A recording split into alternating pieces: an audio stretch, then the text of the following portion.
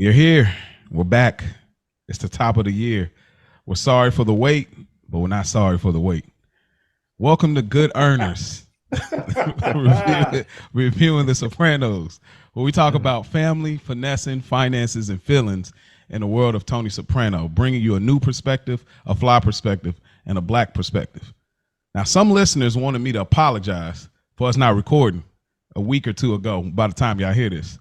And I replied, if that's what it takes. So we're here to bring y'all back into Good Earners Season 4. Spike, Lou, Rich, how y'all brothers doing, man? Great, man. Great. Got to relax for the holidays. We're back in motion. Mm-hmm. One of the funnier episodes of this series. So I'm ready. I've been ready for this one. 100%, man. Yeah, we originally we planned on recording this a few weeks back. So the build up and preparation for it, man. I'm ready to start talking about it. We're officially, it's crazy to think about this. This is episode 43 of The Sopranos, man. We are officially at the halfway point of the series. Oh, wow. What an episode to be discussing at that halfway point, man. So I'm looking forward to this, man. And having really wrapped, as we know, before we even started pressing record, we got a good 20, 25-minute combo. Man. It feels good to be talking to my guys, man. Yeah, man. Guys like these. I do want to correct myself because last week I believe I said I have had 3 just another envelopes in a row. For some reason, I had an Uncle Junior memory and forgot that on no show I called it a good earner. So I stand corrected. It's not 3 just another envelopes. For somebody that's yelling on the phone like you didn't say that on the last episode. So we back and we're good. So I just wanted to correct myself because I seem to have forgot some things there. But Spike Lou, what episode are we reviewing today? Man, this episode is season 4, episode 4, titled The Wait. And what's going on is things with New York and Jersey really starting to heat up. Johnny Sack has heard way too many jokes. Tony tries to find out who the big mouth in the crew is that spilled the beans to John. Meadow has a change in career plans. Tony and John simultaneously have to put plans in place. Carmine doesn't want to lose the espionage, but John won't back down. Ralph has a really close call in South Florida. This is season 4, episode 4, The Wait. And we jump right into things. At the Bonita One bar, we see Johnny Sack. I guess he's talking to one of his, underlings, underbosses, capo. I don't know what it's one of his captains, I guess, I'm assuming. And he notices what? You talking about who Johnny Sack's talking to? Yeah. That's Joey Peeps. I thought that was him, but I didn't want to jump Joey out there. Peeps. I wasn't sure. Joey Peeps. Yeah, that's his driver bodyguard. Yeah, that's Joey Peeps. This is his first episode. Okay, cool. So Johnny Sack is talking to Joey Peeps at Bonita One, and he notices these guys over here laughing.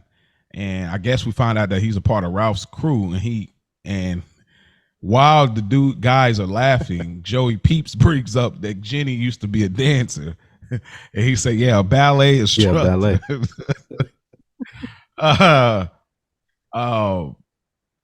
Y'all, I just got to ask, and y'all give whatever. This is going to be one of those type of episodes. But, like, does Johnny have reason to be this paranoid, or does this speak to a certain trait that we're learning about Johnny? I think he got reason to, man. Y'all niggas over here in Jersey, y'all niggas ain't even my equals in Johnny eyes. Y'all over here kiki and kakan laughing about my wife. And I'm not sure if this is in Jersey or they in New York. But even more so, they in New York, right? So even more so, you over here on my side of town, kiki and ha-ha. And nigga, like, yeah, I do feel like that Johnny has the right to be paranoid, especially with what he knows as far as a joke. Yeah, because it's more so, it's a little bit of a mixture of both, Mo. He has the right to do so, and he's Johnny when his mind is set on something, it's set on. We see that later this season with a move that he tries to make. He feels slighted, man. He feels disrespected, and that's his wife. Johnny's, as we like to joke, he's from the old school, Janice. Yeah. He's mentioned it this episode. We don't play that game. We don't do that shit. Uncle Junior said it, man. Some class your generation has. Like, I don't play like that. Some people joke. I don't joke like that. Not my wife. And we always talk about how brilliant the show is. They planted these breadcrumbs when in season 3, you know, Johnny comes to the Bada Bing, and when they was talking greasy about Jenny, talking greasy. Yeah, what's so funny? Like, so he knows I'm tired of y'all Jersey niggas laughing every time my wife get brought up. Because just the fact that Joey Peeps was brought up his wife, it made him think like, yo, is this nigga laughing? Like, and I don't know if anybody's been in that where you mentally is just like, this nigga laughing at me, like what? Mm-hmm. Yeah, and you just take it there. Yeah, I got some. And I think it pays off later too, because it's not that she. Well, we'll get to it later, but it pays off. It's not that she's just fat and like that's her just being lazy. Like we show later that she's going through a whole thing. So him being at home with her, experiencing that, probably makes him even more paranoid because niggas probably think like she's just a fat ass, but per se she's thought you on the Atkins. And I can't wait. I got so many questions when we get. It has a lot to do, because it has a lot to do with this episode. Is really putting a mirror in society's face, looking at all the double standards between men and women and the life. I think we mentioned it on the episode before. There's a certain, when you think of mob guys or how the way they think, their wives look a certain way, their gumars look a certain way.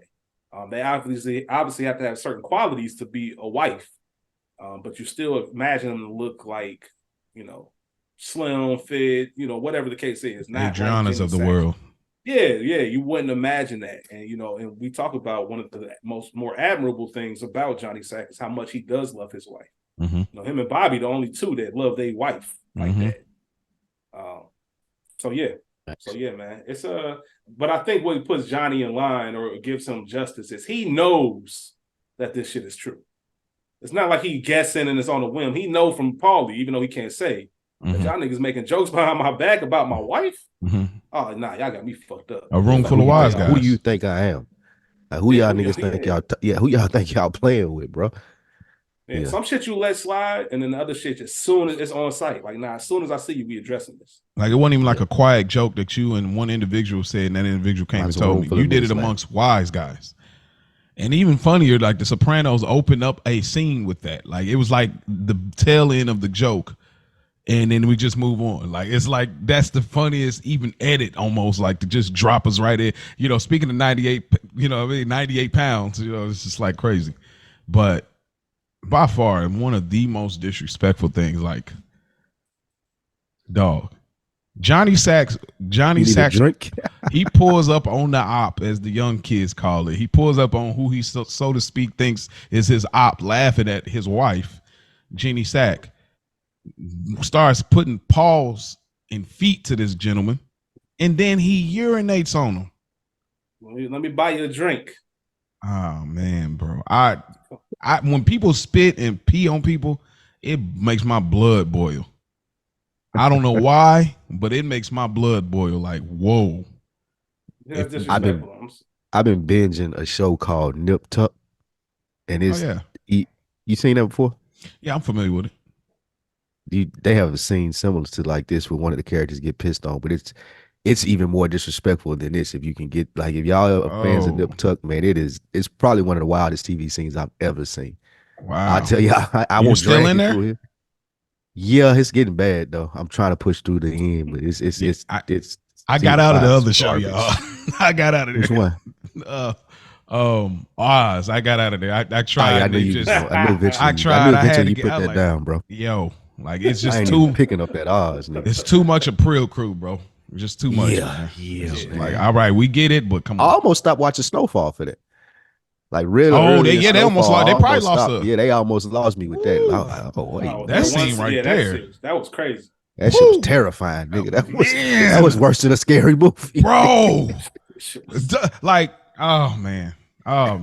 Like, that's why I said, man, they had to get him off, and he had to go back over there to the Cedric show and keep that image clean over there. Because, like, bro, I know they were looking at him like, yo, this is the scariest black man in life right now. Cordell was a monster, nigga. That was Jesus. man. Yeah. Who's worse? I know we only got it for a little clip, and we'll move on. But him or your boy from The Wire? I ain't never watched The Wire. Oh, you talking about Omar? No, not Omar. Your boy Chris. What about him? Who's worse? Cordell or Chris? Like, just I I mean, just because Who's more what Cordell was terrifying? doing. Yeah. Yeah, it was just what Cordell did. Like Chris is a Yeah, more like- menacing figure. Well, we but get more of him, Cordell but- was Because like, it was yeah, unnecessary. Like Chris is menacing, but you know the job he about to do. Cordell, that was Yeah. just unnecessary. Bro. that was like, That's bro, the scary part, What is 'cause- yeah, going that's the scary on, bro? part. Yeah, Like I'm gonna be if we had more time with him, bro, he would have been worse than any villain on Snowfall by far. I don't care. Oh, absolutely. Like a That's dude a like fact. that in the hood, like he was like 2020 whatever Debo, like crazy. real, All right. real quick, Mo. Just going to your original point before we move to the next scene. You said it makes you cringe or pisses you off every single time you see this. Mm-hmm. You know me, man. I gotta throw a Wire reference in there. Big spoiler alert. You never seen The Wire. Fast forward 90 seconds. This is a big spoiler alert. Don't blame me for this shit, even though you should have been watched The Wire. In the infamous scene, season 3, episode 11, when Stringer Bell, that character comes up. I don't know if a lot of people know the original script had Omar pissing on him, and Idris Elba in real life was like, I don't know, that's not happening. That's not happening at all. Really? Like, went to the writers, went to David Simon, went to the writers, like that's not happening at all. And they was like, no, it's not you. We'll get a body double. I don't care. Like they not pissing on Stringer. Like that's not gonna happen. Yeah. Like I'm not gonna know. Like I don't care about anything else, but to get pissed on, it's just one of them things. Like I'm not going. So it made me think of what you just said, Mo. Like there's certain things that you was like, I don't care. Fake, yeah, not even fake, real life acting. I don't care, bro. And I'm not getting pissed on. Yeah, David Chase would have wrote you up out of there. Like that. That's the difference. Like if that was a character, like I ain't doing that, he would have GG'd you up out of there. Like saying, oh, I ain't getting. Yeah, I'm gonna write you. Yep, just like this. You gonna die just like that on the toilet. Yep, that's it. Like that, just like that. No epic, nothing. Like, but yeah. So that's pretty much the end of that scene. Johnny Sacks lets out the bodily fluid and pees on one of Ralph's guys. We go to a small scene where Johnny Sack makes it home, and we see Jenny Sack, and she gets on the weight scale for a moment. Jenny's concerned about Johnny because he got blood on his coat and his hand. Is that Burberry? I love this episode, man. Yeah, what is this? The Inquisition now? Right. Like, yeah, like, and it's crazy because this one a few times you see Johnny Sack's hair messed up, which you rarely ever see. And then also this episode to me feels like there could have been like a sacrimony sitcom. You know what I mean? Like the way this is set up, like obviously it's more gruesome, but like it feels that way because it almost feels like this is the Johnny Sack episode. Just like we have a Carmela episode or we have a Meadow episode or whatever. So this definitely feels like some like sitcom-y type of thing in the mob world. But not too much to add there unless there's anything y'all thought with that short interaction of him getting home. It's always funny how the wives just be going for that shit. Even though they know it's not true, like there's no real question. She has a couple basic questions, but come on, man, you already know. I mean, why do they even ask? That's a good question. Because that is a good question. I can understand it. However, when you see that's not a character for him, and you got blood on your shit, like damn, what happened? Because I think that's what she was trying to keep it to a surface. Like damn, was this something simple? And he was like, once he said, I had some cognacs, I fell down. You just leave it alone. But it's just always funny when you had some cognacs and you fell, huh? All right.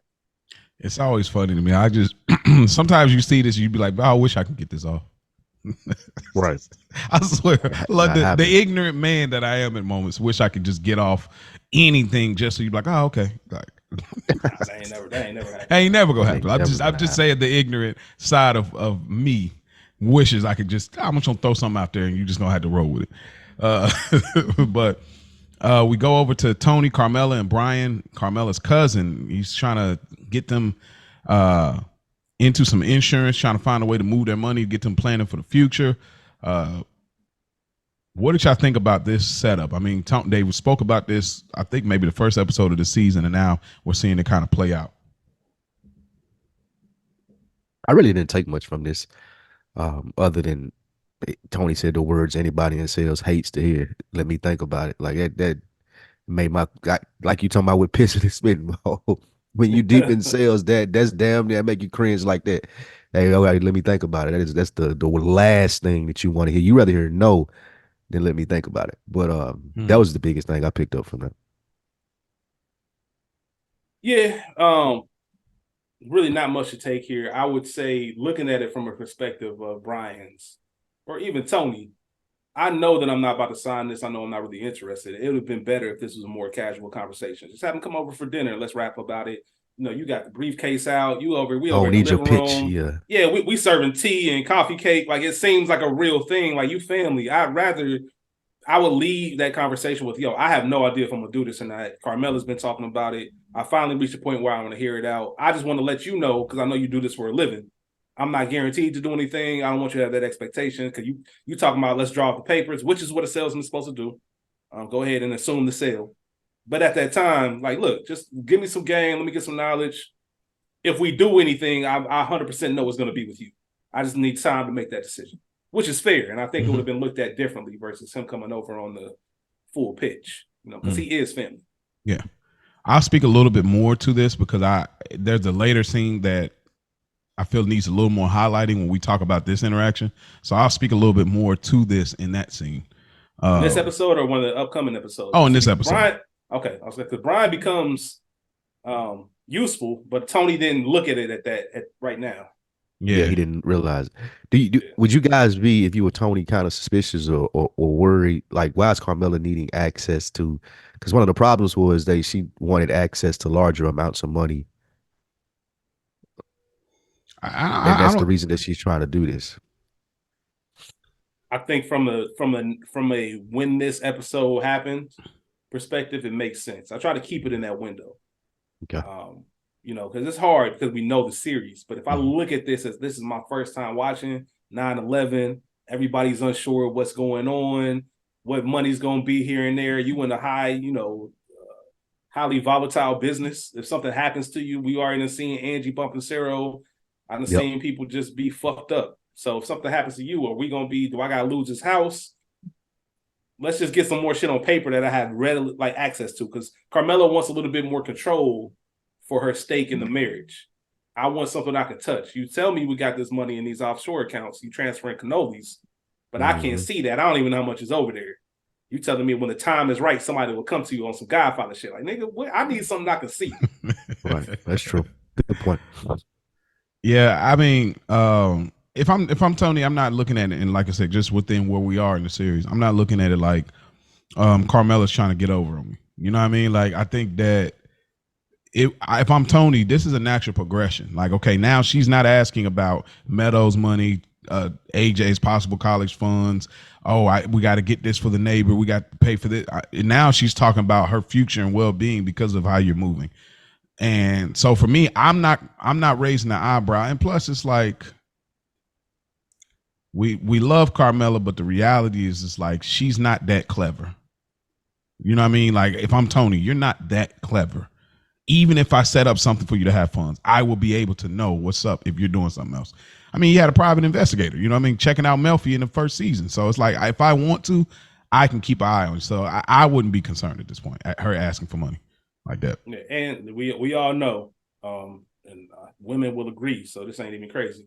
Nothing women want or love more than security, whether it's financial, whether it's emotional, whatever the case is. Like, just that security, feeling secure.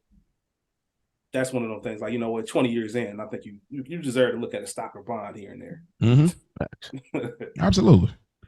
And then Tony gets a call from Seal, and then we go to the next scene. Tony meets with Johnny Sack. I don't know. Maybe this is Johnny's place of business, I guess. It looked like a little construction office. It's like his front job and stuff. Okay, his front job. Okay. This is when Tony went with the dog outside, when he was. Are you talking about like girl? that was his born again Christian. Yeah, that one, the girl he was hitting. Barone Sanitation. Yeah. Yeah, that's his version of it. His version. Okay, cool. I like that. I like seeing those type of things, just showing us things without saying things. That's the genius level that the Sopranos creators and everyone involved have over a lot of shows. Is this showing us without saying it. This is where his place of business. So good pull, Rich. But Johnny Sack tries to paint this different picture of why he worked that guy that night at the bar. And Johnny tells Tony about the joke, and Tony immediately starts wondering who said something. What what do y'all think about this thing? Because this is very layered from Johnny Sacks. We start to really see his character. We keep alluding to it. Now the layers are starting to be revealed here. I'll throw it in your court, Spike. What do you think about everything, his behavior at this moment? He's going from one place, then emotionally switching from that place to another place. He actually has legitimate beef outside of the joke. And again, to the writing of this show and the greatness, we know that Ralph is tricky with the numbers from the situation that he had with Paulie. So now you got another guy saying who's even higher stature than Paulie, like, nah, this dude, he getting over on me. And the amount of money and the things that he's doing as far as looting the job site, like, we know that these are things that are happening in that world. So he does have a legitimate beef if he would have kicked that guy's ass, and because he's a made guy, you know, just I'm getting it, Ralph, is basically what he was telling Tony.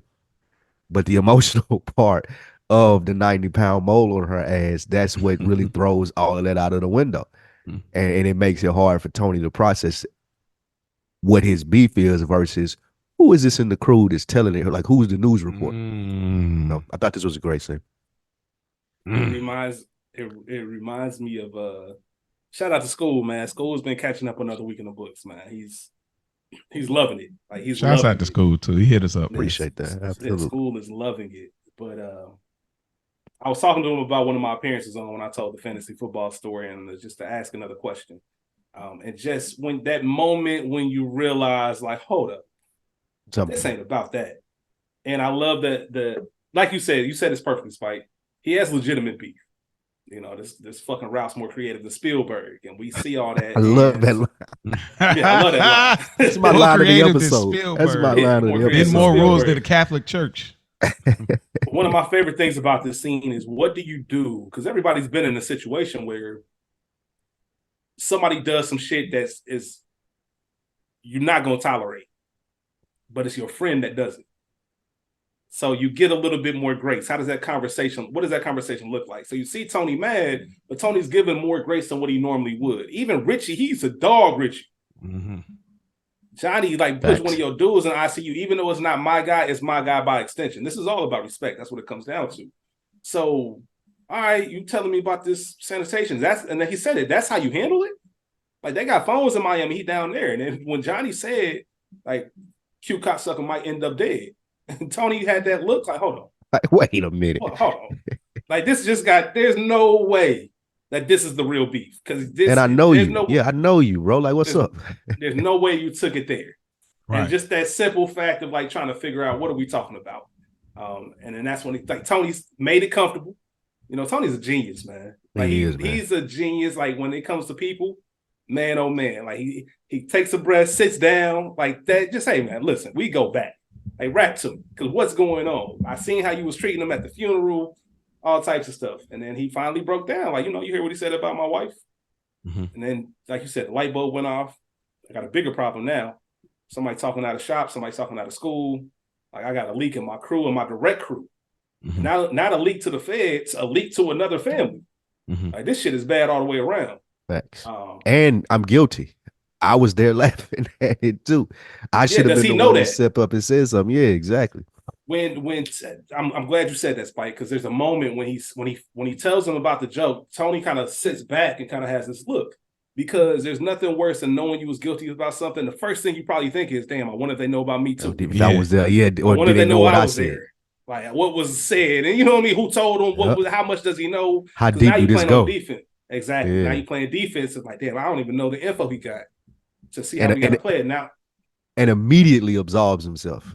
You think he make a joke like that when I'm around? I didn't hear it. Like, immediately, let me get out of here. Yeah. Because he knows, like, as he says later in the episode, it's whoever said this word against yours. Like, I'm not copping the shit. Mm-hmm. You got to put the proof in front of my face, and even then, believe half what you see, it's none me of what against you heard. Right, because you still wasn't there, my nigga. Like, you wasn't there, regardless of what you say. What you say, they said.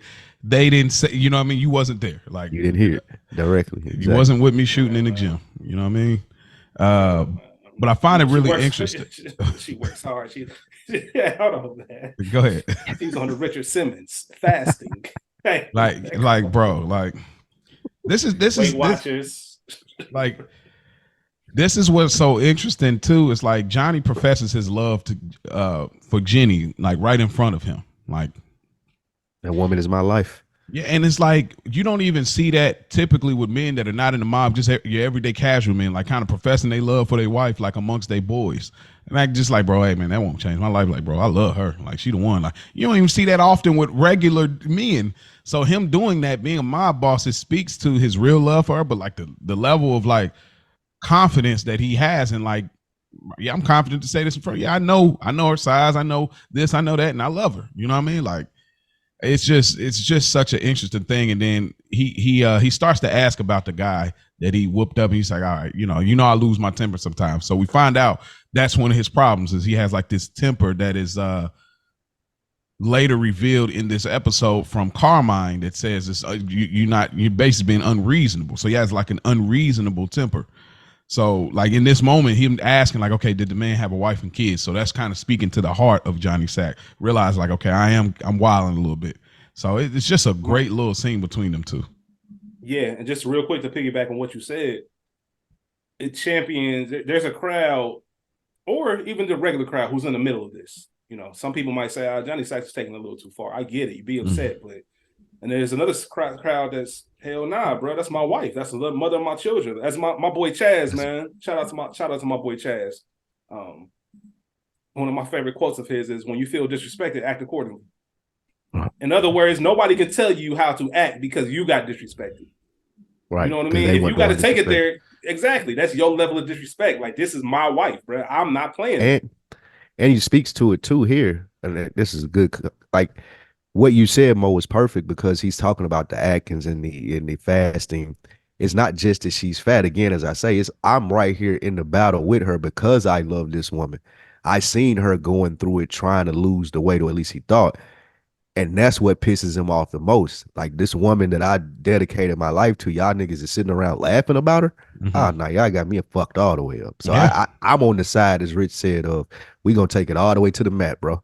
Like, if you disrespecting my wife like that, we going all the way, homie. We're going all the way. And just real quick, man, I just got this episode, and I would have to sit down and actually do the research. But I would say, when it comes to expression acting, this episode is top tier. Every scene damn near has some everything you need to know is on people's faces. Yep. Even this moment, to me, one of the best moments of this scene is when Johnny's like, that kid last night, he was laughing. And Tony's like, about this? And Johnny is so casual, was like, I don't know. And the way Tony looks back, like, I know, it was almost like the Weebay look in the print shop. Like, I know this nigga ain't you. Right. What? There's no way you telling me you put him in ICU and you don't even know if he was laughing about this, bro. Like, what are you on? Yeah, bro. Tony's look, the look on his face, bro. It's at the it's incredible. All this from Gabagool. We go to Furio and Carmella. Oh my God. Dirty backing at his finest, bro. This guy pulls up to the Soprano house asking where's Tony, and she was like, I don't know. He didn't call you? Bruh. Please, y'all. One of y'all brothers of reason. Okay, one of you guys, please tell me, how did this happen? Because they're doing everything above board. They're doing this subtle, we talked about work wife, work husband flirtation thing. But this kind of breaks that wall a little bit. And how did they get to this point? Like, why is he just pulling up? Yeah, like, how do you do it? Because he got to find legitimacy in. I'm assuming that he was supposed to drive Tony, and Tony got that call, which was an emergency, and left. Okay. And he was expecting Tony to be there. That was my assumption. Okay. Because I was like you, Mo. Like, what is this nigga just popping up for? That's how I took it too. Because when this scene starts with Tony didn't call you, you know what I mean? Right. Which makes so me he probably think just left in a hurry. Yeah, just going. Yeah, because Tony he ain't had time to tell Furio. Okay. So yeah, and it's just that moment. But still, nigga, wait in the car. Nigga, wait in the car. That's how Spike ain't leaving that one. Like, hey, nigga, wait in the car, nigga. That's how it should be, man. That's one of them things. It's funny, man. My boy, recently, there was a moment like that, man. We was going over his crib to watch like the Thursday night game. The Bengals were playing primetime one of them nights, and we was gonna go over there. And him and another one of my boys was out getting the pizza. And I pulled up. He was like, yeah, you know, the wife in the crib. And I just waited in the car till they got back. And his wife is like my sister. It's not nothing like that. It's just more so a respect type of. It just makes me feel more comfortable. You know, if I'm out here, I'll wait till you get back so we can all go in. Because this is your house. This is your, that's just a thing. The same way if I walked in the crib and the nigga was just sitting there chilling, nigga, what the fuck? It's like, oh, okay. All right. You kind of like put the pieces together while you like, hey, what's up, man? Yeah. How you doing? You doing good? It's just proper decorum, man. That's just how that's how I view life. I'm not knocking. I know everybody got different relationships, and I'm not here to say you got to be one way or another. But me personally, that's just one of those things where I'm like, nah, that's your wife. That's your wife. You see what Johnny Sack about to do about his wife? Yeah, like, I don't exactly. No, exactly. Like so, that's a so. I would say, I would say it's a direct opposing stories essentially. Even though the B story, I guess it's kind of about Tony still, but they all kind of wrap into each other really closely. Where you see the difference of, like, I'm not letting anything slide when it comes to Johnny Sack and Jenny versus Tony lets so much slide, so much get by him when it comes to Carmella. So it's I don't think Tony, because he out here living that life though. Yeah, Johnny, and I don't think Tony, because all right, so we talked about this on the Culture Garden when we did the Preacher's Wife episode. Great episode. Like, there were moments when, you know, the pastor was telling, like, Dudley, Denzel's character, you know, take her out dancing, take my wife out dancing. Like, nigga, I'm not telling anybody to take my wife out dancing.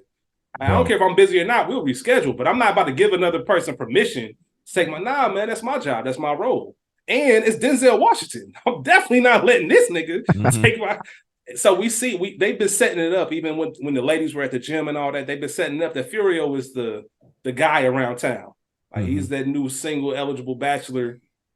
Tony's not even his mind, the way his brain works, his ego doesn't even see Furio as a threat. Like, that's not Denzel to him. That's just, nigga, this is my driver. Right, it's Furio. No way Carmelo would even think about going to him because I'm Tony Soprano. So it's also that side of things where it says a lot about Tony's personality that he couldn't even fathom, and they brought it up in therapy. He couldn't even fathom the idea of Carmelo stepping out. Because what the fuck? It's crazy because Melfi told him, like, no, she'll leave you. You'll never leave her. You'll never leave her. And the fact of the matter is him looking at Furio, because you got to remember, like, how he looks at Furio.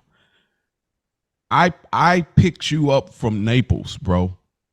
You were working for you. It's like, is this Jody? Like, that's how he's looking at Furio. Like, I got this Furio, the same Furio that worked for his sister, that couldn't be the boss of his family in Naples. You know what I mean? Like, was hopping over the father or whoever because the kid had firecrackers popping up everywhere. Even though I was like, those are great traits to protect me. But my nigga, you a driver, bro. Like, he ain't looking at him any kind of way. He look at him non-threatening. But what the thing is that he misses out on is the fact that Carmella, like, the line later is a very big telltale about their relationship. It's something about you show your love through money. No, you show love through money or something like that. He fails to realize money is not why Carm is still here. As far as, like, because we see the people that she's been interested in. Father Phil, we talked about the painter guy, you know, we talk about the tennis court instructor, and there's probably many more that never been mentioned. She's not really that much into the big roller, more so than it's just these average Joes that pique her interest and show her attention. So he's just missing this by far, bro. Goodness. Yeah. And she's with Tony. Great. I'm sorry. I was gonna say this scene does a great job of showing Carmella purposefully and strategically, I would say, finding something to continue a conversation. Like, she's purposely asking him about the house and zoning because it's something that we don't have to. There's a reason for you to come in now. I have something to discuss. If I need to stop by, as we see later on, it's because of this. Like, she gave herself an opening to always have some kind of line of communication where it's not just small talk or whatever the case is. There's no reason for you to stay in the car because you and I talk. Mm-hmm. So you can come in. That's part of your day now. Carmela's smart for that. Pulling out the books and shit. Carmela funny. Bro. Yeah. Turn your And mic it's up about just a slight bit, Rich. I'm sorry. It's about attention also for Carmela. Like those guys that she was falling for, they were showing her attention. The tennis instructor was showing her how to do tennis. The pass the field, come watch films with her. Mm-hmm. Even the contractor dude showing her attention on how to fix the house with Carm. And even the reason, like you said, she's with Tony is not for the money. It's the attention that she gets from being with Tony Soprano. Mm-hmm. But Tony is not the one showing her the attention. It's everyone else that does. So puts her on this pedestal because she's dating Tony. So that's what she gets out of it. She's, for lack of a better word, she's an attention whore. She loves attention. Okay. I can see that. I don't know if I would say it's at that maximum level, but she's definitely there. Like not far off. But bro, doing get the real estate book and getting point blank ranged so I can smell your greasy hair and your breath and your cologne is crazy. Like you're all up in his grip. Like, bro, when people do that at work, like I hate when people get all up on me like that at work. Like they be like, oh yeah, right here, pointing all over your arm. Like she is in his, like it's crazy. Cause in my head, she's building this one day I may be free. When she leaves Tony, I'm going to get married to Furio, and this is going to be a part of our story. Like the slow build, like in my head, I think she's thinking like, one day I'm going to be free. One day something may happen with Tony. I'm going to have his insurance. You know, I don't know if she's thinking that detail, but I'm making fun. But nonetheless, it's a great scene. We just get a short scene. Meadows back at school, and she wants to volunteer with the law program. I guess it's just to show us she's back in school. Go ahead. Yeah, I'm just gonna say, man, listen. Last year, thanks to our help, over a half dozen crack babies were able to listen to a podcast about the Sopranos. Oh, whoa. What's going on right now? Whoa. You don't remember that line that she said in this? You don't remember that line? That's Elliot's daughter when she said last year with our help, over half a dozen crack babies were reunited with their natural mothers. I texted y'all in a group and I'm like, this is just the wildest line. Oh my gosh. What? Okay. Half a dozen crack babies. They are crazy, dog. They are crazy. That's hilarious. Tony ain't no better when we get to that point either. Like he ain't no better with his. Oh man. It shows a shift in careers for Meadow too. Okay. Before this, she was the doctor, wanted to be a doctor, but now she's full-fledged in the law lane. Okay. Half a dozen crack babies, man. They wild. Crazy. It is. And it's more funny because people like when you say fucked up shit, you don't even know you're saying it. You think that you're being politically correct. You think that you're on the side of like ally shit. You get what I'm saying? That's not like somebody. It's not like Tony. Nah, it's just not like Tony where he doing that shit. I'm here with it. Like this is how I feel. We understand each other, right, Noah? Like right. I'm letting you know up front. This is just you can't be out here. Anyway, man, let's keep going. This shit is funny to me. It is, bro. It's going to continue. We get Silvio, Tony, and Chris at the bottom being interesting seeing Silvio eating some McDonald's. I don't know. I just found that very interesting for some reason. It was though. I found that stuck out to me too. Yeah, him just eating the fries and shit like that. This is definitely like to thank Silvio. To thank Silvio see him in the drive-thru. McDonald's. That's what I was just about to say. To thank him stopping at McDonald's and making an order is wild. I would have liked to seen that, honestly. That would have been a good scene. Him in the Cadillac rolling down the window, like what? Yeah, I just let can't me get let me get Can I get a Big Mac with the? That should have been in the. That should have definitely been in this episode. It would have fit the tone. I would have loved that. Any drive-through with any of these guys, I would have loved to see. And like I said, let's hold on. We also know it stands out to us because this episode is doing the great job of showing us that difference, that double standard. Yes, this nigga still here eating McDonald's and shit. Jenny can't just sit out here openly and eat McDonald's without somebody looking at her. Look, man, I hope that's a Diet Coke. It's just somebody would be on her ass about that. That's a fact. But Sil can do that. Tony can do that. It's genius. Yeah, it is. Now all of us is on like, why you eating McDonald's? And this is the way you do it versus Christopher, the episode previous. This is the way you get a message across. If you're choosing to say, we're saying something, or anyways, $3.99 a pound. You know what I mean? It could be however you want it to be. We're saying something, but we're saying nothing. They know, but they don't know. This is the way. This is the Soprano legacy in regards to like the messaging outside of the mob element of it. It's like you know or you don't know. You get it or you don't get it. It has meaning or it has no meaning. Like it. This is the beauty of the show. Like versus Christopher, that episode is just like no, you're driving that point so ridiculously that it's like even if we do know, we don't care to know now. So I just want to make that point. What was you gonna say, Spike? No, I was gonna let you go ahead and get in the scene because I had some stuff for it. Oh, okay. But so they're trying to nail who told Johnny and why. They go into the numbers. 15 guys were at the table, and what could they gain from it? I think they're doing a great job trying to create the scene and the investigation of how do we narrow this down. They say, "Do you think it's Patsy?" And they say, "Do you really think he's cagey?" And I found that really funny because the last episode he was climbing up the pole like a cage match.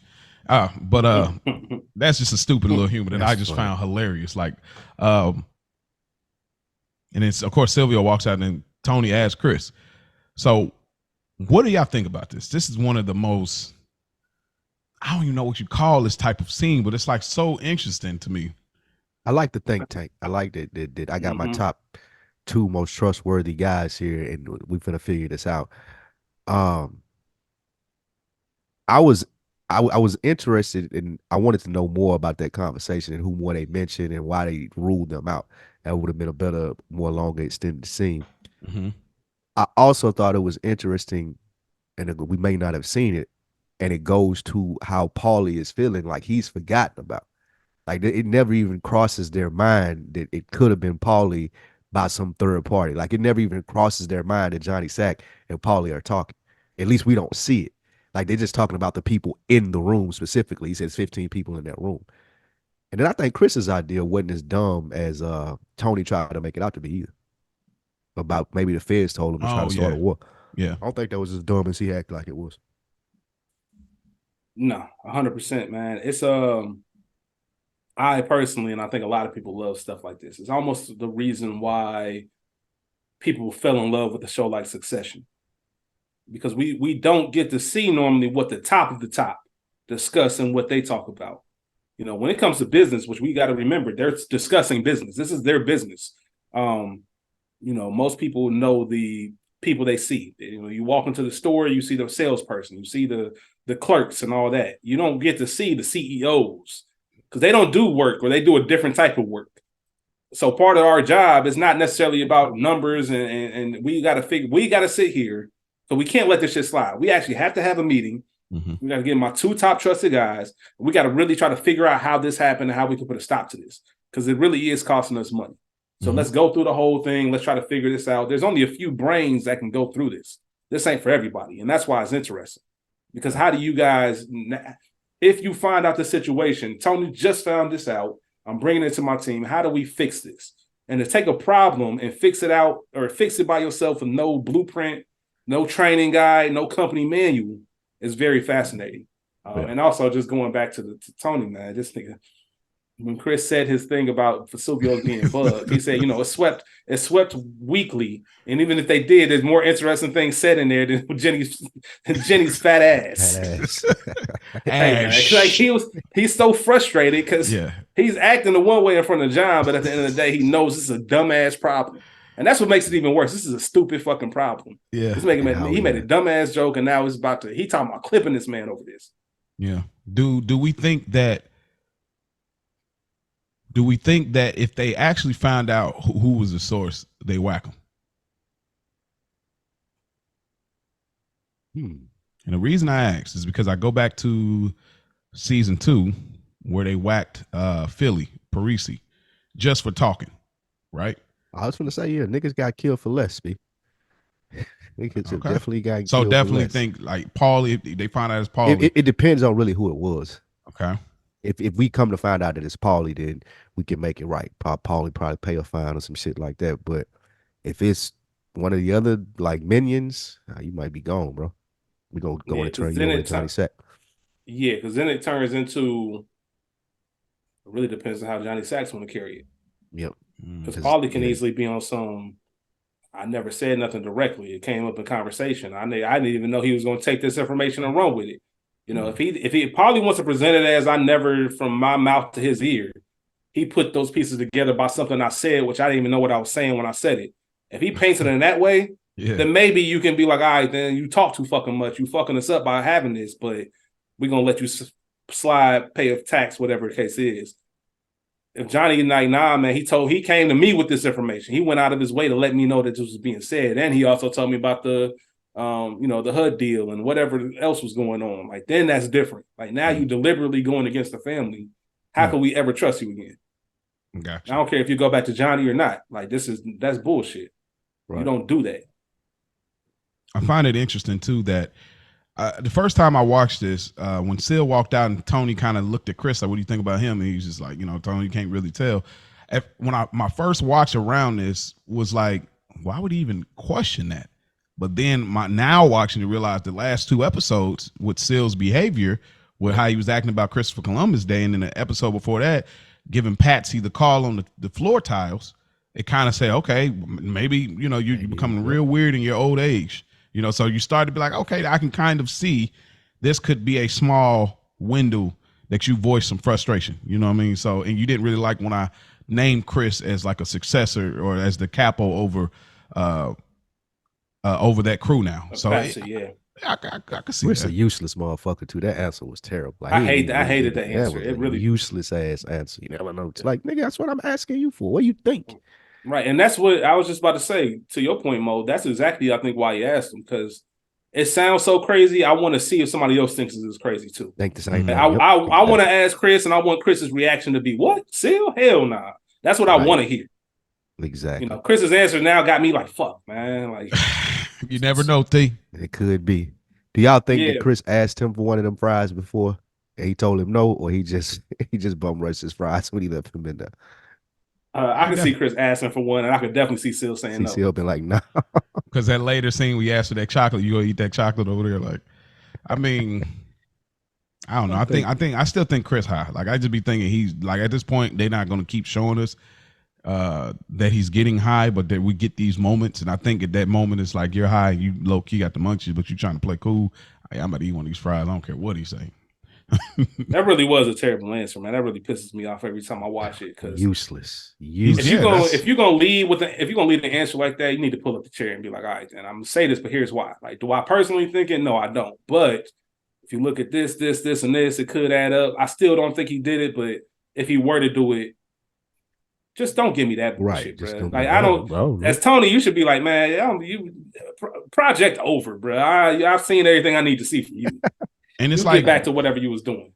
And it's like, who does Tony bring in to replace that? Like, because he don't have anybody else tight enough to be next to him and have these internal conversations.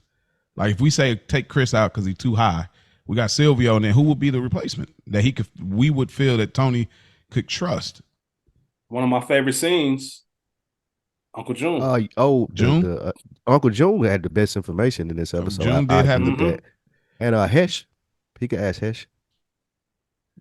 Yeah. Okay. Okay. Yeah, that's. I didn't see that coming. That was a great pull. That was a 3 off the side right there. That was a buzzer beater right there. I didn't see that one. Yeah. Okay. Chris is. Well, I have more conversation about Chris later. But we get Melfi and Elliot. It's good to see Melfi, but I wish we would have got Melfi in a Tony Melfi scene. I don't care about the Melfi and Elliot scenes when there's nothing going on with Melfi. I just don't like it. Nothing about it resonates for me at all. But they use it for character, driving the character's development forward, and I get it. But they talk about their kids, and specifically Melfi's kid wants to do something else and doesn't really talk to his father anymore since, obviously the Employee of the Month episode, the tragic thing that happened to Melfi. Anything I gather from this therapy session between Melfi and Elliot? It helps make Melfi more of a real person. We can't look at her as perfect with how she's helping Tony. Like, she can't be the perfect character because I don't think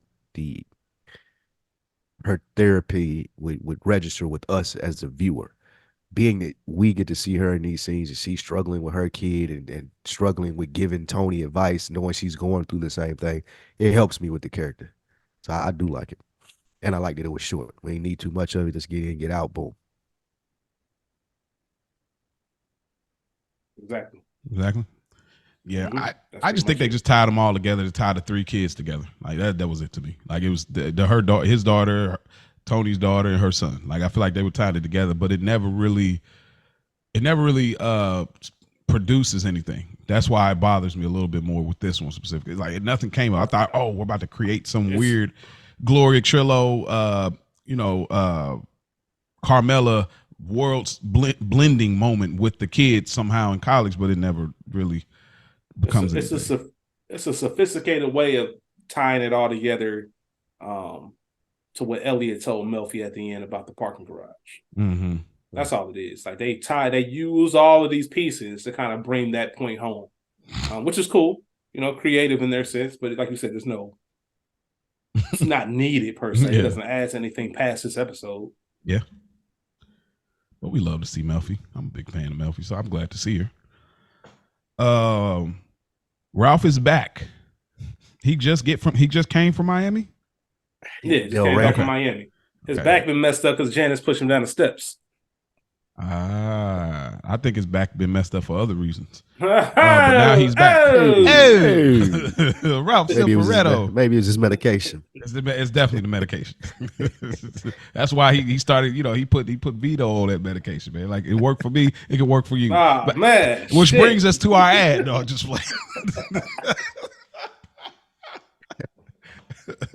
Are you having high blood pressure? Is it coming in the way of questioning your decision making? Nah. But yeah, so Ralph is back, man. And Ralph is fly. He's got his what is that Jay-Z clip where he talk about this is Moab. What do you call it that time? That salmon. Time out. Hey, listen, let me say something, man. Don't mention Hove when you bring it up, Ralph. Huh? Don't bring up no Hove comparison when you bring it up, Ralph. Especially right when he pouring a cup of coffee, talking about Janice wanted to pimp me out. Just get to the wrong it. time. Go ahead. He made big pimping. There it is. See, there's a correlation. Able to. Ralph is. Jay-Z is Ralph. You're real good. You're real good at this. You're real good at this, man. If you're able to, you talked about the facial expressions. Take a look at Vito's face. Oh, I gotta see that. Let me see. When Ralph is telling the story. Mm-hmm. Bro. Classic. So where's this place? I'm sorry, I'm gonna get to that, but where is this place? This looks like their own frequent spot. Yeah, remember remember Richie had it. Jackie Jr. came in here too, yeah. Yeah, Richie, remember when they Richie had it at one point when the Bevilacqua kid, remember he chased him out of there. Oh, this is the spot. Yeah, it's the same spot. So it looks like it's the Aprio crew hang, and it looks like it's been inherited by Ralph. So yeah, but Ralph is one of those. I've been trying to think about why you would volunteer this information. I'm always fascinated when people volunteer information they don't need to. He didn't want I don't know. Out. Oh, he's getting hit. That's what I landed on. That's what I landed on, man. Part of me thinks like, what would make them think that this will come out? But the other half is like, just in case it does, let me be sure. Because I can already get my side out of there. Ironically, I can get my side of it out of there, and it's me versus her, which we lead into with Tony. It's your word versus his, whoever this person is. So it's kind of the same thing. But it's just, Ralph's just a character, man. And it lets us know how much of like a liar Ralph is too. Like just his whole existence. Just a fucking liar. Yeah. Like even in the next phrase when Tony he tried to say, I don't even remember saying it. Tony like, nigga, I was sitting right there. Like, what are you talking about? Straight up. Vito had that look like he was concerned that his shit was gonna start coming out. Like, damn, did Janice, did you mention anything about me to Janice? Right, that happened to you too? Right. He did have that facial expression. I'm like, oh, what? That's crazy. Like surviving Janice coming soon. I was just, man. Vito was like, oh, you too? Shit. You too, right? I thought I was the only one. I need to make a meme with that. But but getting ahead of it, and you got to think like with Ro, if Ro was doing these, I don't know if Roe was really. I don't think Roe went all the way there like Janice did. You know what I mean? I think Roe definitely was trying to. He was definitely having to do some things, but I don't think nowhere near Janice. That's why I think it was like an exciting transition for him to go from Roe to Janice. And I think he understands like Roe is an OG in this space as far as being with, Jackie Senior. So she gonna keep her mouth shut. She know how it go. Versus Janice, she's been in it from being a daughter and a sister, but she ain't been really in it like that in regards to like relationships with people. Once she was done with Richie back in the day, she's been, she wanted to be Parvati and did her own thing. So she got a loud mouth, and I got to get ahead of this because I don't know what they Sunday dinners are going to be composed of. You know what I mean? So I definitely understand. I wouldn't do that, but Ralph is one of those sellers that, oh yeah, man, she had me. You never believe what she had me, man. She tried to, like, did they grab you like this or they grab you like this? Like that's essentially that's essentially what it is. They put their hands on you. What was that from? Friday. Money Talks. Okay, yeah. Money Talks, man. Was it Money Talks or Friday? It was the first one was Friday when you say he grabbed you like this or he grabbed you like this, and Nia Long was like, that was Friday, right. Ooh, I think it was the first one. It was the first one. Hey, that shit hilarious. I can't wait to do Friday. Oh man, Friday's a good one. If y'all do that sooner. Oh shit. But yeah. So Tony comes in. More Ralph Lyon. Wait, real quick, since we on talk about Friday, have y'all ever peeped? I saw a meme going around.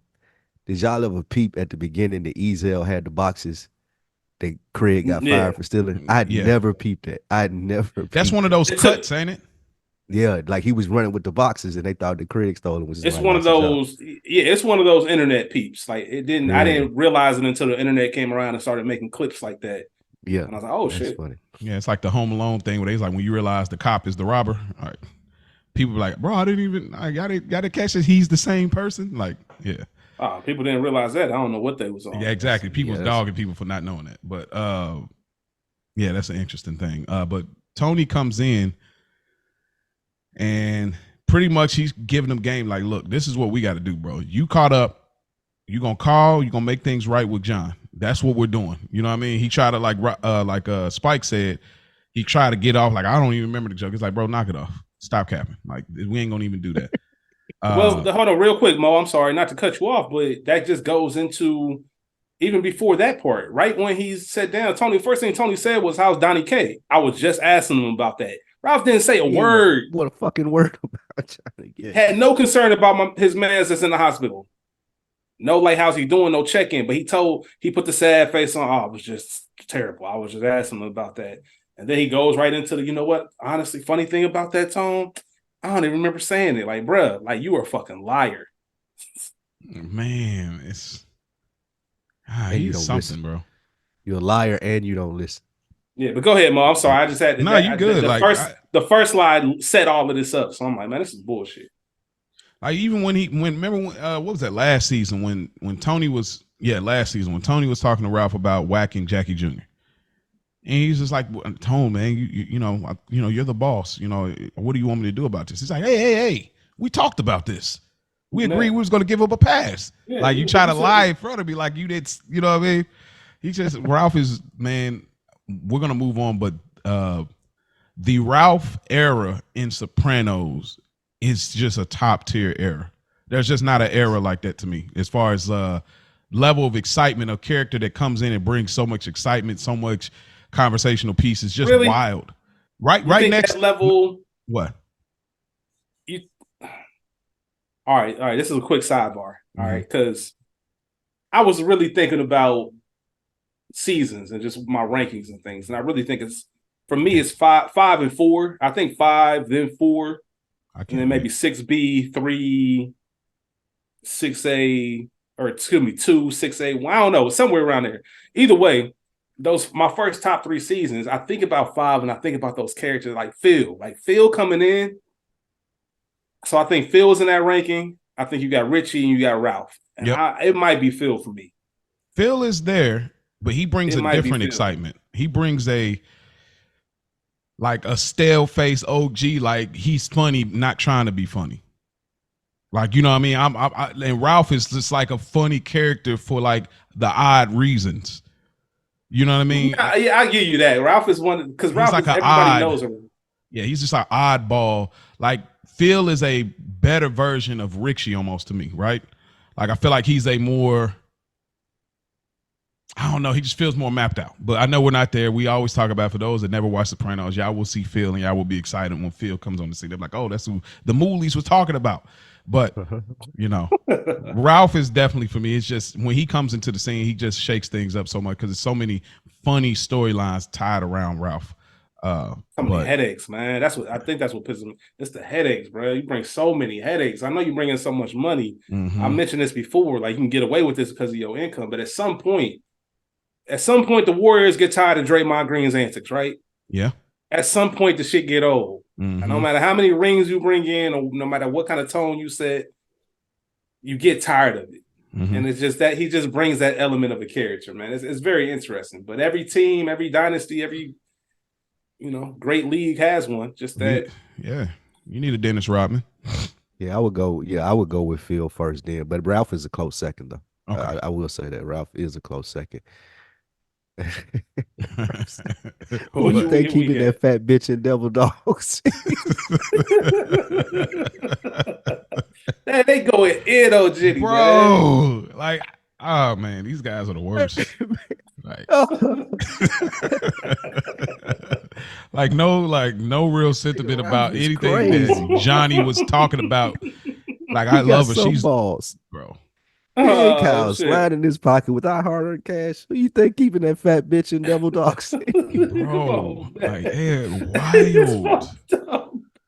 Dang. They don't care. Even imagine talking about a man wife like that. Like, yeah, man. Like, it's just like, come on, man.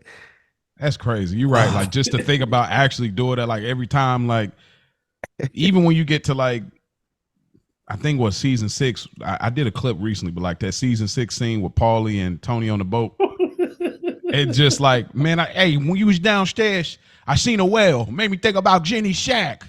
And it's like, just to set up everything he sets up there. I'm not gonna spoil anything, but like, it's like, bro, people catching strays for nothing. Like, you know what I mean? Yeah, man. Hey, man, you gotta chill on that man wife, bro. You seriously, like, y'all, somebody got to say something, right? Yeah, there's a lot of other funny things. Trust me. Y'all gotta chill, man. Come on, man. We better. Hey, that's when you get up and like, hey, man, we better than this, y'all. We better than this. They gotta go back to the racist jokes. That's all. They just gotta go back to being racist. They And I'm just a big component of, if I'm a joke, it's gonna be in front of you. It's gonna be with you. Like, I'm a clown. Like, I just don't like if I gotta shut up because you walk in the room, then I feel like less of a man. Me too. Yes, exactly. Like, that means I'm gossiping. I'm doing some other shit that I shouldn't be doing anyway. So it's like, yo, chill on that man wife, yo. Like, because if everybody know if a nigga made a joke about Carmela's nose or whatever the case is, man, you about to air this bitch out. Yeah. Yep. Big facts. But he calls Johnny. They have the interaction. Things seem to be going well at first. And, he's like, hey, man, look, he's going with the formula that Tony says. But then what he does with the Ralph Cifaretto syndrome, he goes off script and does what Ralph does. He says, are you apologizing? I thought you didn't do anything. If that's what it takes. Fellas. Ain't nothing more frustrating than that. When you give somebody to play, like, look, bro, this is how it's about to go. Do not do this certain thing, and a nigga do it anyway. Like, if you ever been like a leader at a job, or either like you leave your homeboys, you're like, bro, do it this way, and you watch them do it the other way. Like, bro, what? It's like that meme to go around with Andre Iguodala talking to Wiggins, Wiggins, calling him over to the side, like, oh, man, goddamn, I told you to do it this way.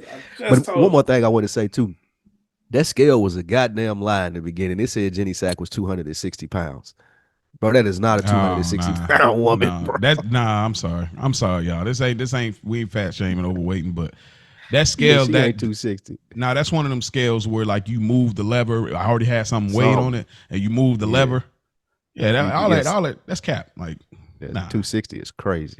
You just need a number to feel good when you get done. That's it. Facts. I get it. Hey, keep the lie alive. Seriously, look at him. Look at him.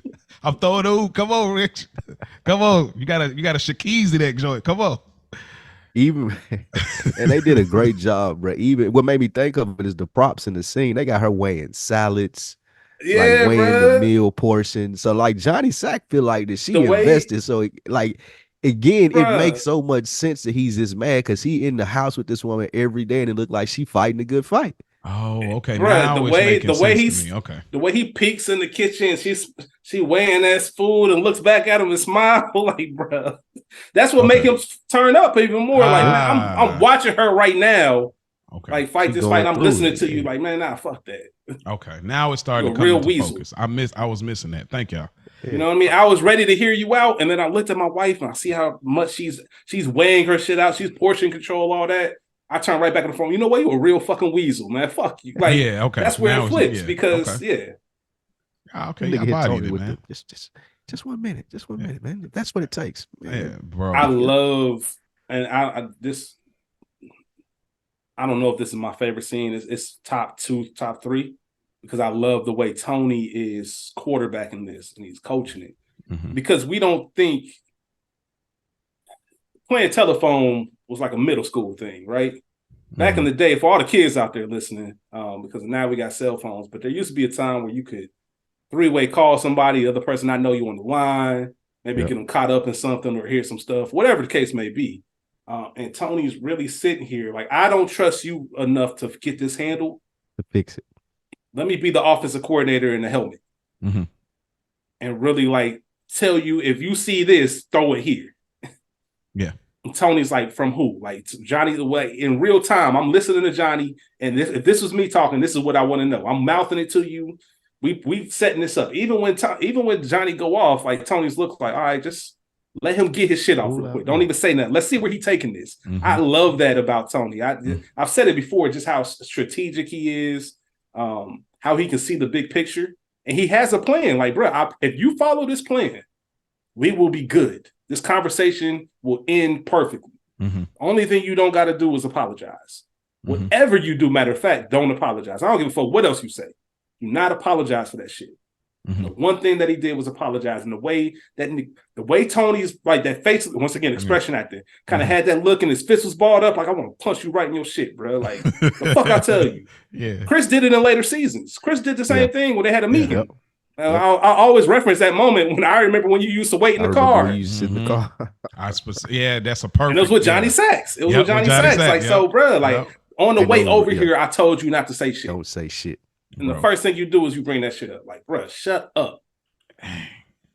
Yeah, it's crazy. And again, this is where Ralph is always outkicks his coverage, because he thinks because he's one of the highest earner, arguably, if not he's the smartest in the room.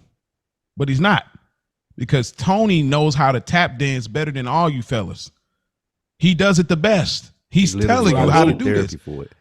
Like, I go to therapy. I got backup, bro. Come on. So it's like ridiculous. Like Ralph, he just outkicks his coverage every time, thinking that he's smarter than Tony, and this is why he always ends up in the doghouse every time. So that's that look that when the phone hang up and Tony just had shaking his head and hangs it up on his end, just that motherfucker, like just that realization. That's the Wire equivalent of that's some Spider-Man shit right there. Now you're gonna be coming at us like we missed our shot. Like, we missed our shot. Now he coming at us. Like, I can't believe you just went against the game plan like that, bro. Oh. Damn. Like, this is sometimes you got those jobs where you can't fail. It's like being a pilot, yo. Like, I can't have a bad day. I gotta land this plane. I can't have a bad day at work. I gotta be on my job every single day. I can't slack off. I can't do none of that shit, bro. You can't leave this conversation apologizing. Oh, that's so fresh. And it's just Tony's expression, bro. He flips the phone at him, snatches the phone out of his hand, like, man, I wish I could strangle you right now. Boy. And make sure I like that he made sure he hung up too. Like, he didn't just hang up his phone. He grabbed Ralph's phone to make sure that he had, like, Johnny wasn't on the line, that he wasn't going to be implicated at all. Like, just small shit like that. What did I say? No apologies, bro. I said one fucking thing. Man. Ralph think he's so smart. Tell him to hold on. Like, if that's what it takes. Fuck, man. That's what it takes. I love that scene. I love that scene. Yeah, I'm not. That's anyway. So we jump right into Johnny Sack Hilarious. This might be It's Johnny easily- Sack has what we call a chat. I'm imagining. So it's not a sit down. He's having a chat with Carmine, and he says, I want to sanction a hit on Ralph Cifaretto. And he says, what the are you talking about? He said, "Are you fucking kidding me? You kidding me, Ralph bro? Cifaretto. Mhm. You want us to clip Ralph Cifaretto?" And he said, "What did he do?" He's like, "My word ain't good enough. Not if you want to have him clipped over it." Hell nah, Hey, I feel yo, him. Carmine was in his bag this episode, boy. Come on, Straight up. He felt Favorite like Carmine The best episode. line. You skipped the best line. Ralph slept with Jenny. Ralph slept with Jenny? Bro, no, the best line is when we get to the other sit down when Carmine comes back.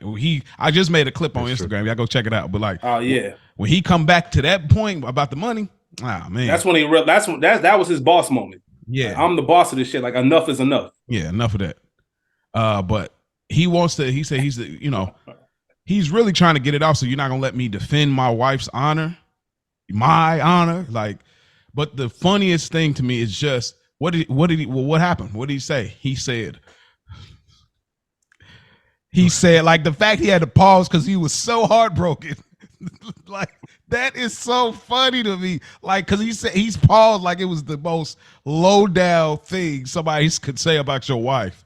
And it just when I see that part, I cry laughing every time because the pause are like I can't believe I'm about to say this out loud. It's just hilarious, man. I don't know if anybody's been in a situation where somebody's really about to jump out the window and they explaining it to you and you trying to like really like I don't understand why you so mad. Yeah, like, why you mad? Why you say why? Yeah, What made you that mad? You want to have him clipped? Like what because he said because when Johnny said it, like he said she should have a 90-pound mole removed from her ass. And Carmine just looking at him like, I'm waiting for the rest of it, bro. Yeah, the rest that ain't it. Yeah, he just the implication of it's him having to explain it is so funny. Man. It's hilarious. And I know and I'm doing a lot of it goes over Junior and Carmine's head speaks to the generational thing as well. Like neither one of them get the joke, and both of them have to like Tony literally had to explain it just like he's explaining to Carmine. It's great. I was just about to reference that, of course, man. Reference Rich, whatever.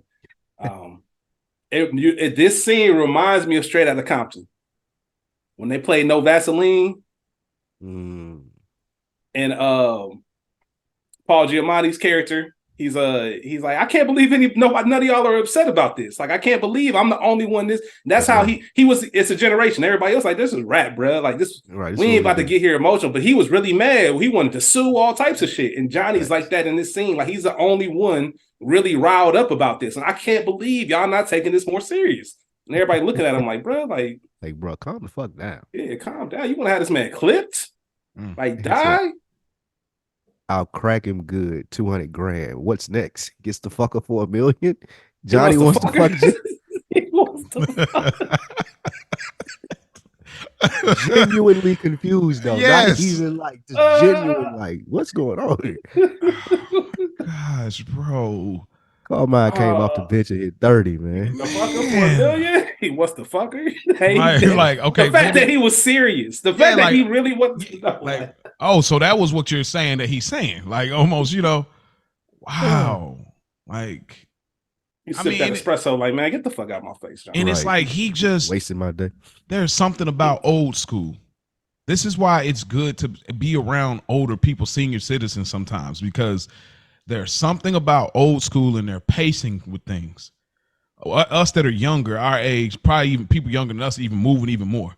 But there's a pacing that they have when they speak and when they operate, and how Carmine sips that espresso slowly, processes it, and then he puts his hands back together, looks at him, and says, "Okay, we'll crack him good." Like it's just, I love like the pacing. He really feels like for us viewers, like an OG. One of the 5 bosses of the mob family. He feels like that, bro. I don't know what research, what inside info, however Tony Lip was able, rest in peace, to gather this, but he definitely feels like one of those mob bosses that we've seen over documentaries that would happen in real time, man. He just bodied it, bro. Goodness. Thanks. Incredible scene, man. And just the John's disappointment on it. I can't believe that I can't, because this is Defend my wife's honor. Yeah, I can't defend my wife's honor, and everything that I thought this was is I'm realizing that this is the Wizard This of thing Oz. of ours, yeah. Yeah, this is the Wizard of Oz. You pull the curtain back, and this ain't what I thought it was. What do y'all think about the difference between Carmine and Junior, as far as they're from the same generation, but they speak differently about this situation? Carmine he's moving more with the new era, while he accepts Tony doing therapy, while he accepts certain things, versus Junior, when he, found out Tony was in therapy, he wanted to clip him. And of course, the, giving head joke and all of that, he kind of sticks with those old school morals. What do y'all think about that? Those differences between them two from the same class. The only way you have longevity in that type of game is to adjust to the times. If you don't adjust, they will push you out. You will be up out of there. Which is what happened to Junior. Yep. And you see that Carmine is still flourishing, making money. And that was the most, like, Junior was more about tradition and this thing of ours. Carmine is like, okay, what's going to get us this bread? The business all of that plan stuff is matter changing too, but yeah, let's get this bread. Yeah, because this is present day. Like what we did 30 years ago ain't got shit to do with this few million that I'm getting today. Like I want to keep these millions coming in. And you ain't came with no other options other than clipping him. Like, how you gonna make up for this money we gonna miss if he gone? Yeah, business started taking over more precedence than this thing of ours, than the actual rules and regulations of it. Like, I don't see this as a big enough issue to where you need to have him whacked. Like, come on, brother. Yeah, it was a highly insensitive remark. It shouldn't have been said, but you want to put him in the dirt? Like, come on. Right. That's a little bit of a stretch. Yeah. I'm not saying you're wrong. I'm not saying you're wrong. We'll tax him. We'll get the money, all that shit. I'll set up the sit down, but we ain't about to do all this other shit. You think you're a little bit out of reach. And how you gonna tell somebody that about the brother? I'll be hot. That's my wife. Mm-hmm. I'm clipping that nigga anyway. Get my Tony B on. Get my Tony B on. I don't give a fuck. I'm doing that shit anyway. We ain't got to go through all this. Like, I'm gonna be honest with you, we ain't got to go through all this. Right. I just came because if I was Johnny, it would have been one of them. I just came to you to handle it the right way. Yeah. Because when it goes the other way, I want you to know that ain't no surprise. Like this is happening. This is happening. I just was giving you a blessing for it. Yeah, you don't. I'm doing it with or without your blessing, and you can handle it from there. But this nigga got to go. I'm not asking to be off of work. I'm letting you know I'm gonna be off this. I ain't gonna be here. I ain't gonna be here, bro. That's what's happening. You don't got no PTO. Okay, cool. I'm just letting you know so you can prepare that I'm not gonna be here. That part. You know what I mean? Tony goes and visits Meadow at the dorm. Looks like she's meeting with a young lady. Look again with the McDonald's and what we're talking about with Jenny said. This nigga got a whole dozen donuts walking around like eating them, bro. Out the box. Wow, and it's Krispy Kreme too. Mm-hmm. Again, a product placement on pretty crazy. And you see what Meadow got in her hand, Avion water. You know what I mean? It's just it's crazy, man. It's brilliant. Yeah, brilliant. That's a great pull. I didn't even see y'all. That's why it's good to record you. I didn't catch those things. Like it all starts to bring it all put together. It all like the background stuff is so important, and we spoke about it before in these episodes. But it's just like the small stuff like that, and like you said, Mo, the double standards. Like this nigga, Tony is not a fit person, but no one is gonna question him for walking around with a box of donuts just munching them motherfuckers. And you think about it too, like being Tony and some of these mob guys. You think about, like, bro, the requirement level that your wife doesn't really even care how big you get, and then you work at a job amongst people that are like on the same eating habit where we just eat, we kick it, sit around smoking mushrooms, collecting government checks. Like, you know what I'm saying? It's like, this is cool. This is the wave. Like, y'all, what y'all getting fit for? Like, you know what I mean? So it's interesting. You know what's funny? I don't know if this has happened to anybody else. If it has, we love for y'all to, hit us up. My first rewatch. So I'd already seen The Sopranos, but the first time I rewatched it, I promise you, for about a month, 2 months, I feel like I ate pasta like 4 or 5 nights a week. It does make something about watching this show. 1,000,000% makes me. And I already love pasta. Yep. Man, I might have gained a good 10 pounds in my second rewatch. I'm not bullshitting. Like I really had to like get on my shit, get back in the gym, discipline, change up my whole regimen because it was one about, that's good gravy today. Like I was on my pasta. Oh, you was really down. Man, yeah, it's going to the point where that shit's heavy, man. That shit heavy. Eating that shit multiple times a week. Mm-hmm. Yeah, like that shit is heavy to put on your body. I love some pasta, bro. Yeah, that cross reference, all that shit, man. That shit nuts. Wow. But they having this is one of a sweet moment. That Tony's coming to see her. He's doing this charming dad thing that he does really well. I feel like when he comes to the college campus, and talks to her about her joining the legal aid, and she's helping this Rahomi. Is that what he said? Just another racist slur. Rahomi. Mm-hmm. What? What book do you have with the list of terms, bro? Is that her name? No, it's something else. That's not the more subtle one was if you want to help fare beaters. Bro, that's why I was like, wait, what is this? Is so racist. I'm not even familiar with what is fare beaters. People that die, all right, so they in New York. Yeah, so the people that jump the subway pole, the people that get in taxis and that they stop, they run out without paying, like the fare beaters. They don't pay their fare to get where they need to go. Like that's what they known for. It's almost like the equivalent of it's almost like the equivalent of a restaurant's stereotypically seeing a group of black people and assuming that they're not going to tip well. Yeah, like I have to be more careful because these motherfuckers might run out of the car without paying me for this trip. Or like I said, they're gonna hop the subway turnstile to get a free ride at the substation or the Wow, what I'm saying, subway. That's crazy, bro. Hilarious, man. And of course, you know who that's associated with fare beaters and all that. Tony funny, bro. Yeah, he's something else, bro. It's good to know that they distributing the racism across the board. I'm glad it's not just us Moolings. Anybody can get it. Yeah, anybody can get it. I like that. I guess that's good. That's the fair energy in this world. Everybody gets the racial slur. Yeah, her name was Rahima. Rahima is her name. He called her Rahomi. Okay, that's stupid, bro. And he just be letting them fly too. Yeah, this is normal. Like I always go back to the Macasian line. Wow, you sure have a special, ability to be able to summarize a whole person's life in one sentence. And that's just like called fair beaters. Like just this is the person that you think you're dealing with. You know what I mean? Every person he encounters. So it's amazing. But they got plenty of money to smoke crack and gamble and all of that shit.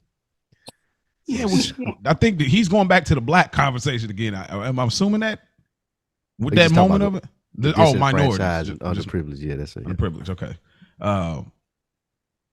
But they have this moment, and Meadow checks Tony, and it seems like she has really come up from her grieving process. This is a great Meadow moment here. I feel like, and she checks her and say, I don't know if you know this, Dad, but because he's like, oh, you're doing this to get back at me for treating Noah how I treated him.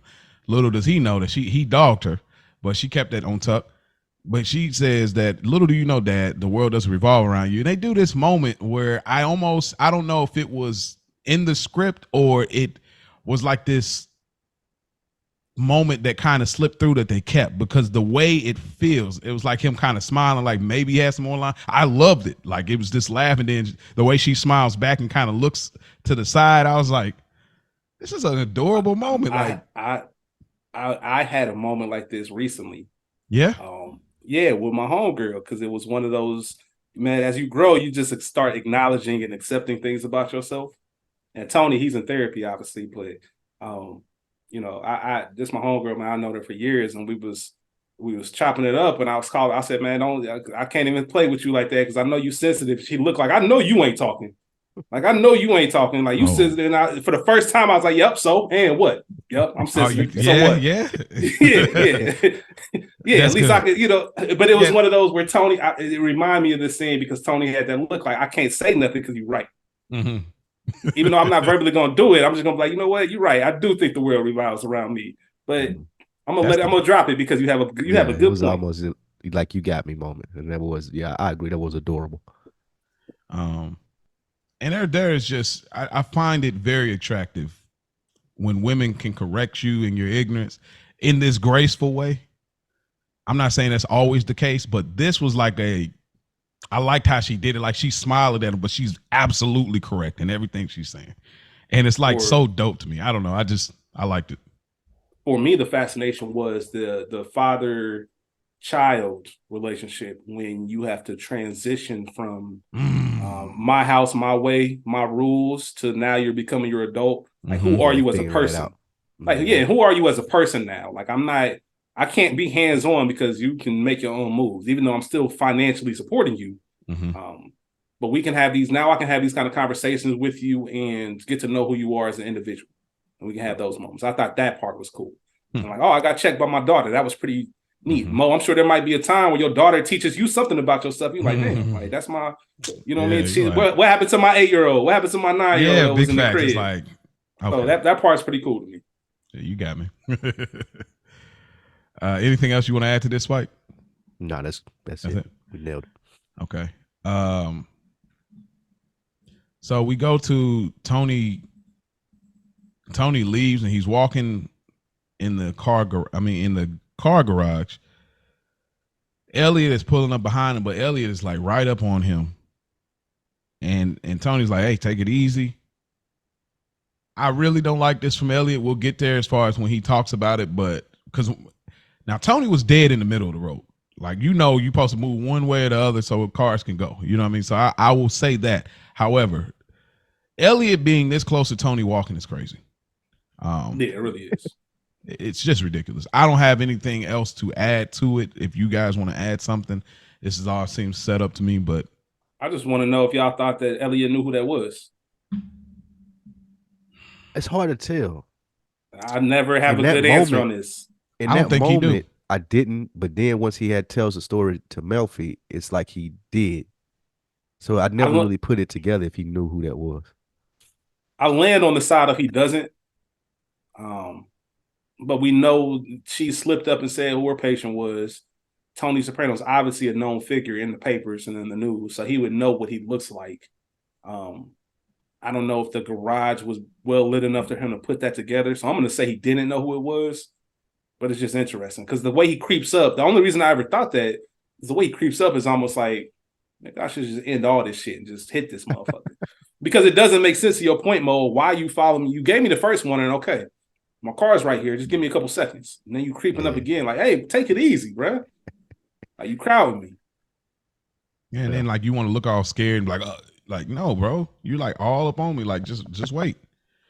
Yeah, bro. I think it kind of speaks to Elliot's personality too. He kind of like Melfi's husband, like one of those pretentious assholes. Like, let me hurry up and get this spot or whatever. I want to make sure no one like it. Just speaks, I think, to both of their personalities as they sum it up. Because I've talked about this on another week in the books. Like, I'm always gonna when I make an error or mistake, I'm always gonna be the first one to say, "Oh, my bad, I got you. Let me get up out the way." If you push that now you creeping up on me. Now I'm standing here. Now what's up? Oh, that's a fact. Now I'm gonna be a dickhead for a little while. I had to pause on both y'all though. That's ridiculous. Yo, Tony, have a sit down. And that might have been that was egregious. I ain't gonna. You just thought about it. Like, hey, yo, I'm gonna be a dickhead. I'm gonna be an asshole. Like, right back to back. That's crazy. I was just saying. Jesus, hey, take it easy. I heard the dreadlocks, but no. Take it easy. It's the guys over here. But they have this sit down. Ralphie, Carmine, Johnny, Tony. Johnny's over there smoking a cig. He's away from the table because he don't want to be nowhere near Ralph. And immediately when Ralph starts talking about the Fernando paving, he's like, I can't do it. He's out. What do y'all think about this? Carmine was in there taking a shit while they was waiting. That's so disrespectful. That's Carmine, bro. Carmine is. Yo, I didn't even pick that up. Yo, Carmine throwing it in there. Because if it wasn't a shit, they wouldn't have even been at different. We would get this started. Yeah. Like, we get this rolling. Oh, and we know he's not about to be long. Let's go ahead and get set up. Like, nah, I'm about to sit down on this end because I know I got time. Wow. I didn't even catch that. Yeah, Carmine. I mean, we see later in the series where Johnny Sack gets that off. Same thing on the toilet. Leveling up on you, kind of. It's crazy, but Peoples Hernandez. Huh? The original, the 2000 version of Shaft. Mm-hmm. Y'all ever seen that? Yeah. You talking about what?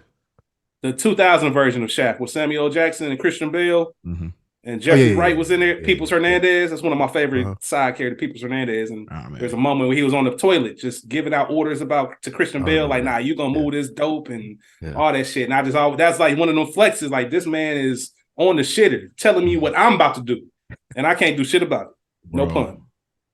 We could throw that in the box too. That's another one of my favorites too, on the low. I really like that Shaft movie. So I said movie. Jesus. I said movie. Look, can't wait. Look, you want to throw the penalty flag out so quick without let me finish the play. Goodness gracious. I really like that. Shaft is insane.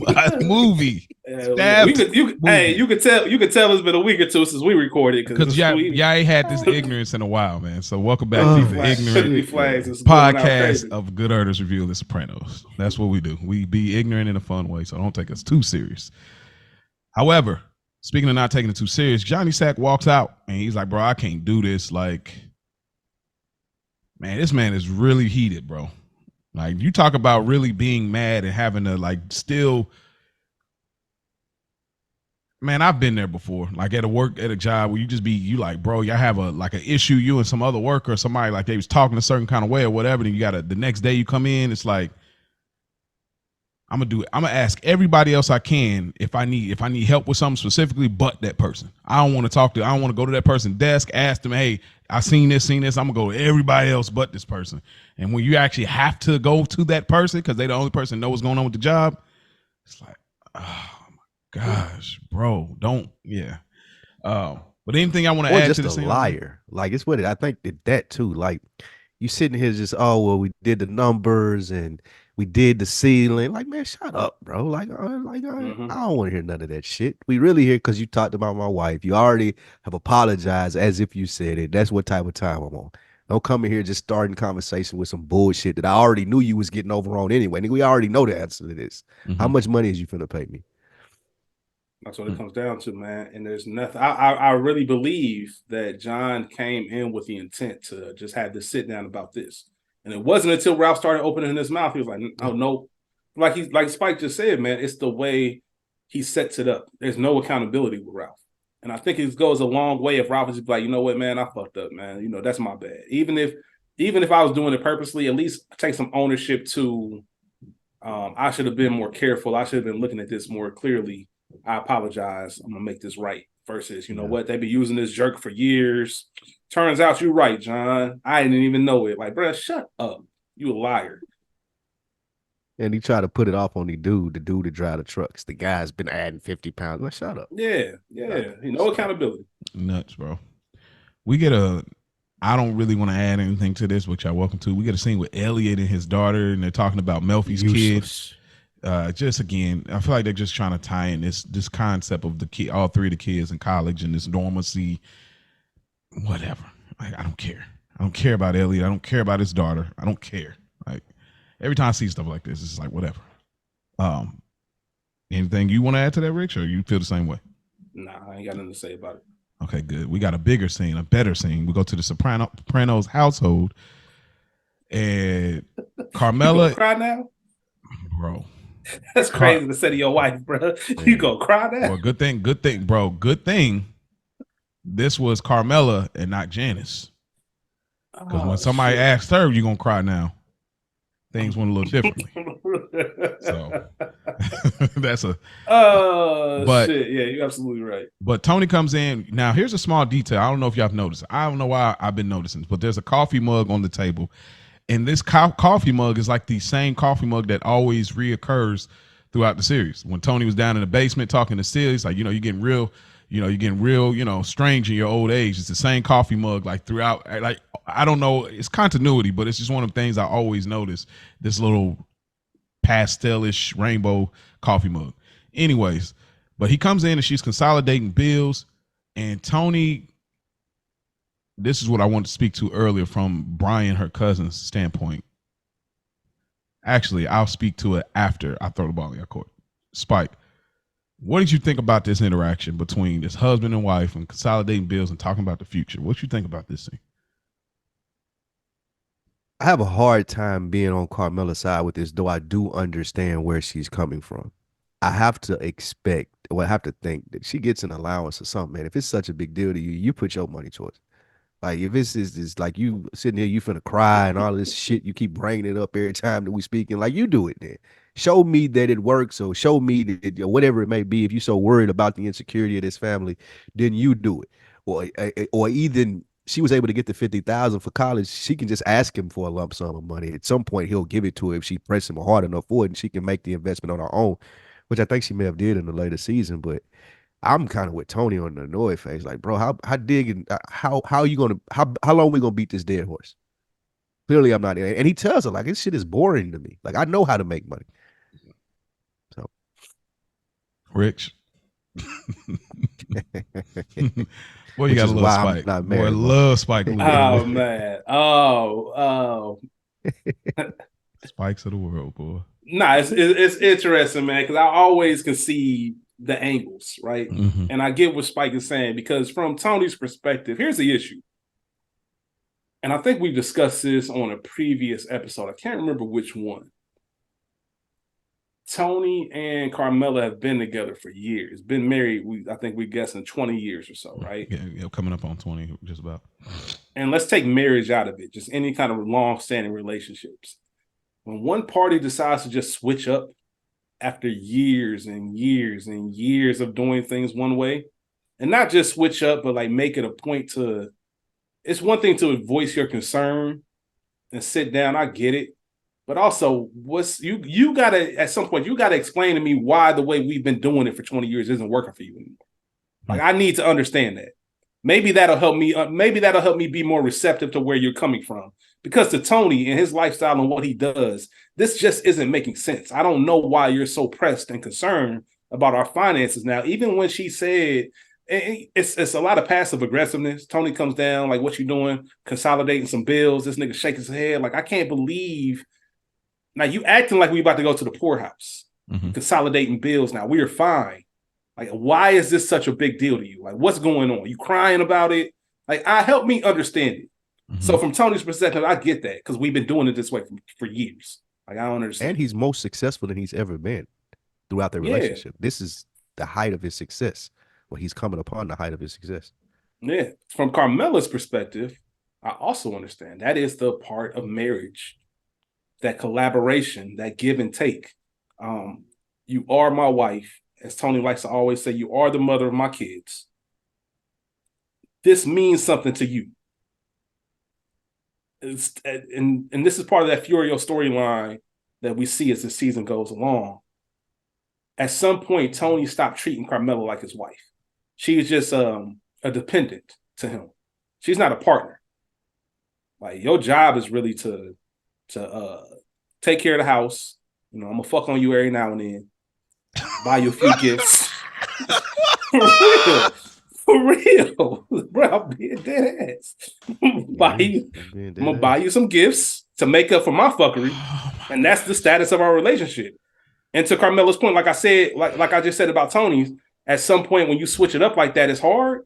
I'm sure when they first got together, Tony was romantic. They were partners. They did have dreams and visions to go about this a certain way. And now that that's shifted and he's left her behind, Carmela can't adjust to this new life. Yo, we used to be something. Whitecaps, you used to be my guy, Tony.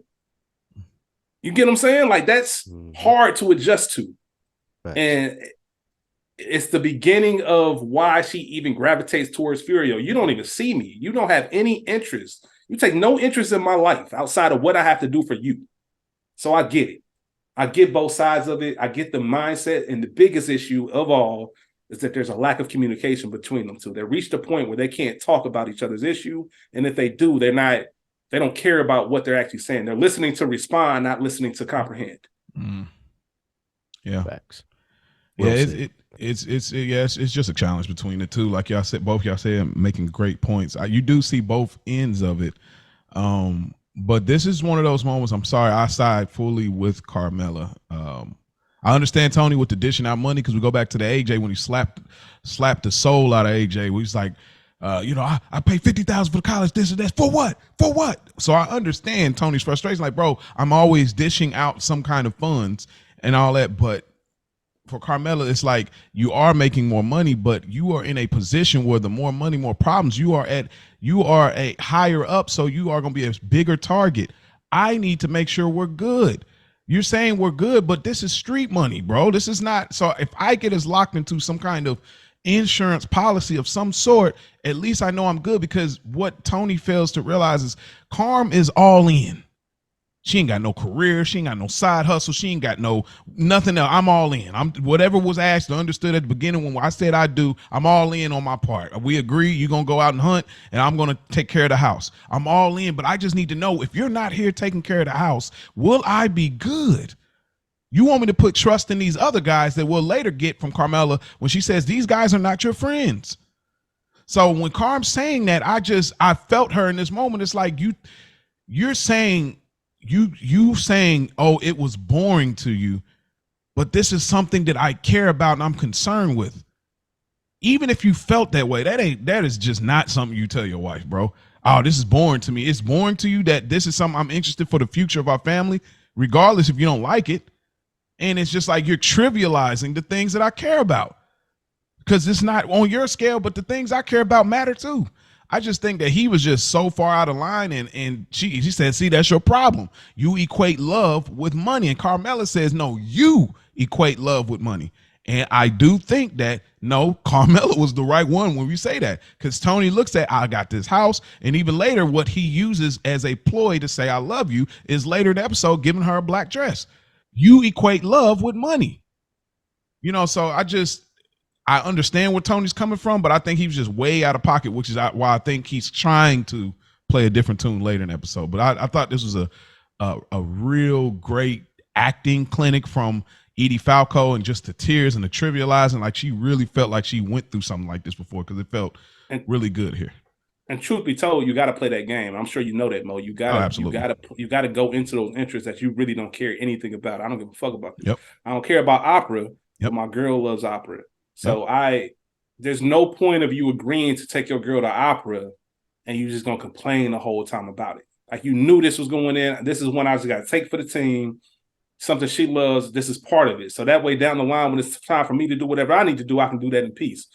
And that's tough. That's really difficult. That's a difficult part of relationships and marriage. That's a big part of the reason why sometimes I choose to stay single, because I don't want to play the game. I want to do what the fuck I want to do. And I don't even feel like putting up the front like I feel like taking you to opera, because I don't. So we might as well just, when I get to that space of going to opera, then we can do that. But rather than even have the argument, I'll just stay on my side. We'll navigate everything else. But yeah, exactly. And I'm saying that to emphasize relationships are work. That's a lot of stuff. And if you're not willing to put that work in, you need to reassess everything. And Tony just has it. He has it good, bro. That's one of my issue. It's like, bro, you have it good. You had a Gloria Trillo. Like, you were head over heels for a woman like that on the side, and she know you get busy out there. Hey, man, all you have to do from time to time is just hear her out and just like, oh, okay, here, she's giving you the window. Just throw some money on it. She gave you the window. I just, but this is Tony.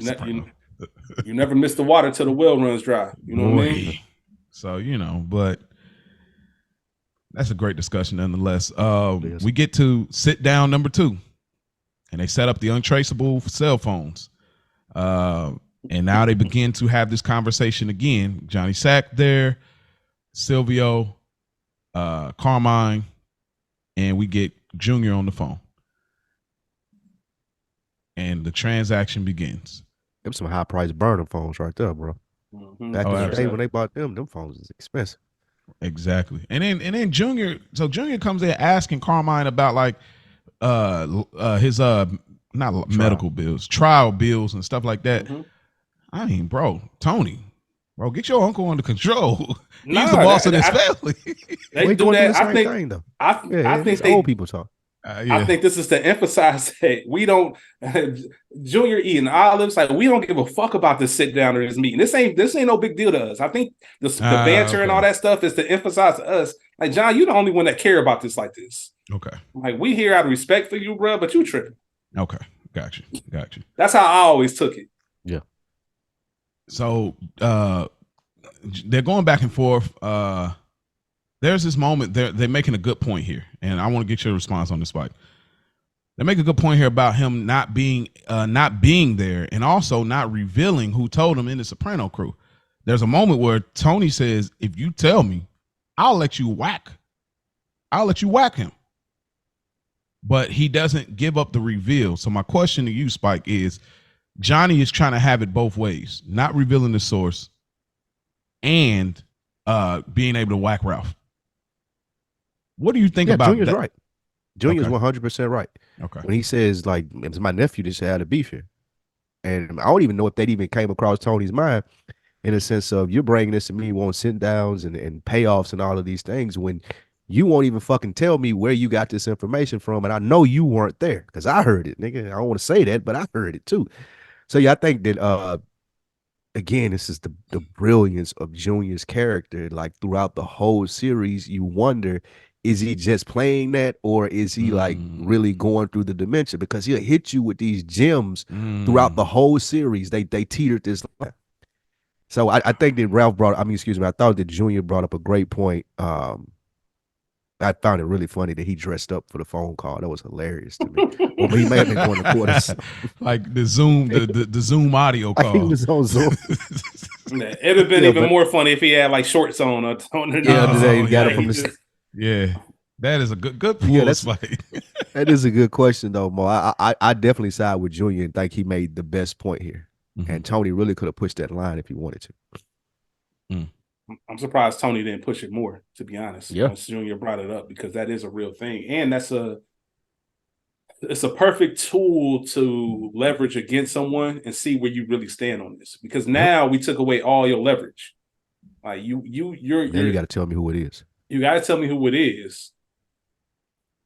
Junior made up the great point of, how do you know it's true if you weren't there? Mm-hmm. So now you can't tell me your source. And if you did give up your source, the first thing I'm saying, he wasn't even there.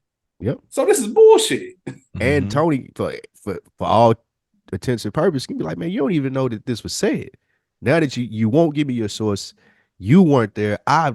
Tony claiming that he wasn't there. Like, we don't even know if this is true. You may just be having a hard on for Ralph for some reason that I have no clue about. You looking funny in the light. Yeah. You know what I mean? Your story got holes in it. Like, it's a word versus word case. Like, what you want me to do? There's no resolution. It is what it is. Like, if you can bring proof, bring it. You know how this works, John. And the way you get, and I know you're getting defensive because it's your wife, but if you are this gung-ho about it, and I'm giving you the opportunity to get your lick back, and all you got to do is give up that information. If this means that much, then I don't see why this is an issue. Mm-hmm. Why are you protecting your source? Why are you protecting your source when you want the person? If you want Ralph that bad, sure, you got him. Who told you? Mm-hmm. Oh, you ain't gonna give him up? All right, this ain't that deep to you. So fuck you now. Like, drop this subject. And Carmine said the most gangster shit. Mo, I'll let you get into it since you made the clip. But go ahead. Give it to us. Bruh, Carmine lifted that man in the most gangster way. He kind of shut the shit down. I'm trying to get the exact quote. Oh, no, he hold on, my bad. Again, with the money, it's settled, John. So either name a price or get the fuck over it. And at some point, somebody in the room has to stand up and say, look, we're not doing this no more. Yeah. Name your price. The answer is the answer. Nobody's getting clipped. Mm-hmm. Name your price or dead this shit.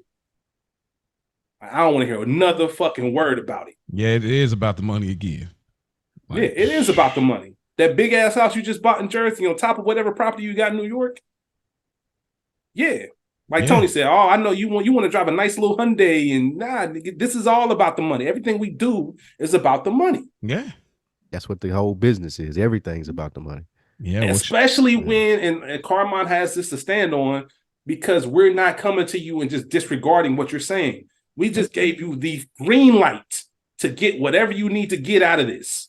In exchange for one piece of information, you won't give it up. So now you the one bullshitting. So you either need to get this tax done or you need to get over it. Shut the fuck up or get over it. Mm-hmm. That was hard, bro. That was one of the. That was a boss moment, bro. That's a boss moment. Bro, telling somebody to get over it is crazy. Look at everybody else's face at the table. Yeah. At the end, Junior made a great point, too. He was like, why don't you just take a piece of this company? Like, if you really that mad about it versus clipping him and y'all are making all of this money, he's opened the door for us to have to, like, retaliation. Take a piece of this company. That way, that million or whatever you were making from it, I'm going to get that in perpetuity now, as long as Ralph living. So I thought Junior did a good job at the call. That expression acting that I discussed, man. When Carmine said that and kind of stared Johnny down, and Tony had that look. It's almost like when you were a kid and you sleep over at one of your friends' house. They get in trouble or yelled at or get hit, and you looking like, damn, bro. I don't even. I might go home. I might get a whooping too. Like, let me be quiet. Slick ready to go home. Slick ready to go home. That embarrassment, like I don't even want to add to it. Damn, bro, that's messed up. Bro, that dude that pops up that like you know he got a record where he could whoop everybody. Ain't nobody can whoop me though. And everybody kind of get quiet, like, oh yeah, I ain't gonna even. Who else want to credibility out Cole? Like, you know. Yeah, but the emphasis, man, your credibility out the window now, John. Yeah. You playing games. You milked this. You don't want what you. Pause. Yeah, exactly, true, man. yeah. We giving you what you want. You've been complaining about this. We're giving you what you want. You ain't taking advantage of it. So now it ain't. You playing. Get out of here. Yeah. Get over it. Speaking of milking it, Carmine calls Tony early in the morning, which is crazy. The New York boss calls Tony to whack John. So now we find out that, and again, just bodying this, just having that. I'm not saying it, but I'm saying it. I appreciate your thoughts. I say, I got to use that. I'm going to start leaving people there. Like right there. Like, that's it. What are you saying? This makes me wish we had more Carmine. Me too. Facts. Me too. Facts. Dang, I wish we had more Carmine. Thoughts. You saying what I think you saying? I ain't say nothing. I ain't saying nothing. I ain't say shit. Yeah. What does that mean? Bro. I ain't say nothing. But that's the nod though, like he talks about in a later scene. It's amazing to me that the millions of dollars Ralph brings in, now we've officially slid Ralph above you in priority or importance, because you're standing on the ground. Because Johnny Sack brings in, he's probably a good earner too, bro. I'd imagine, like, he's definitely bringing in. We don't get all his rackets, but he's definitely doing well, obviously. But we're saying Ralph is more valuable than you. So it's amazing. The same Ralph with all the shenanigans, we're saying it's more valuable to keep him alive than you. It's crazy. That's the only thing I wanted to add to that scene. That was just wow. Like how things shifted so fast in that thing of theirs. Yep. And I love the point, the fact that Carmine started it with, I took John to dinner last night. Like, that shows this is the absolute last resort. Like, I didn't want it to come to this, but I tried to squash this shit. John, I can't tell you that you got to go. So now I got to go about it a different way. But I tried over and over to tell you to let this shit go, because it ain't going to end the way you want it to end. Yes, and I know you well enough to know that you about to take out Ralph. You're going to go against what I said, and you're going to make your own call to take Ralph out. So before you do that, we shared the Esplanade, Tony. I don't want that apple cart upset. You saying what I think you're saying? I ain't saying nothing. Yeah. Well, somebody needs to do something about it. I appreciate your concern. Appreciate your thoughts. I appreciate your thoughts. So smooth, bro. So yeah, smooth, bro. I'm using that one if I can remember. I appreciate your thoughts. I didn't say nothing. And this is a chess play too by Carmine, in the sense of, if John is going to go through with this, he's going to go through it without my blessing. So now it's going to be known on the streets that he did something that I blatantly told him not to do. I'm going to have to kill him anyway. Mm-hmm.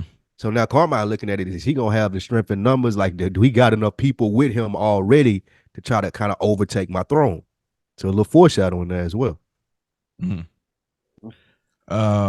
We get to a short scene, the fellas at the bada bing. And Ralph is just like, all right, y'all, like, man, knock it off. Like, I'm not the only one made the joke, and they all kind of play it off.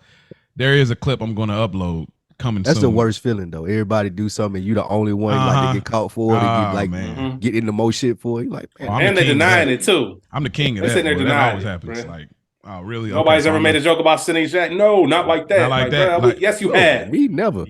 Y'all going to see a clip I'm going to upload. By the time y'all hear this, it's already been out. But like, there's a clip I uploaded where it's like, you ain't never made a joke about Johnny Sack. Then I go over to DJ Pooh from Friday. Oh, that was different. So y'all see that. It's like just a little Friday reference there. But yeah, they pretty much, Tony just tells him, like, man, go back to Miami and play volleyball or whatever. Like, so he just got back. Now he got to go back out of town. And that's the move at this point. I'm gonna move us along a little bit. We're gonna go right to and if y'all got more to add, we'll add into the next scene. Throw us right back into similar to when Ralph told the joke. The mole, he still don't get it. Not Johnny, but Junior and Tony, and they're having a conversation and they're saying about this generation, about letting guys get the joke off. He's saying that would have never happened back then, which is very interesting because we know Tony whacked not Patsy, but Philly Parisi. We know that Junior was trying to whack Tony for making jokes about him. So, Junior killed, spoiler alert, but Junior killed Chris' dad over some bullshit like this. Oh, yeah. Many Saints. Very, very remedial. What I can't remember specifically what it was because I ain't seen Many Saints in Newark in a while, but it was something small like this too when he popped Dickie Moltisanti. Yeah, that's true. That is true. My favorite. They always have Johnny bringing it up. Or excuse me, John's bringing it up. Junior's bringing it up about this generation, and just one of my favorite Wire quotes, man. The thing about the old days is they the old days. Old days. I always like the Kanye version of that. Old folks talking about back in my day. Well, homie, this is my day. My day. You know what I mean? Class started 2 hours ago over my late. Yeah, it's crazy. And it's funny because Junior said this last season with Jackie Jr. when they had the little funeral, the what do you call it after the funeral? The repast. The repast, when they were having the repast, and before, that day before, however, that, in the Italian version of that, he was saying that, like, it wouldn't have mattered what the kid did back in the day. It would have been a better turnout, but obviously since the generation is different, that's why a lot of people didn't show up to Jackie Jr.'s funeral like that. But this is a very interesting scene. What are y'all thoughts to this? One of my favorite scenes, man. Just because Junior,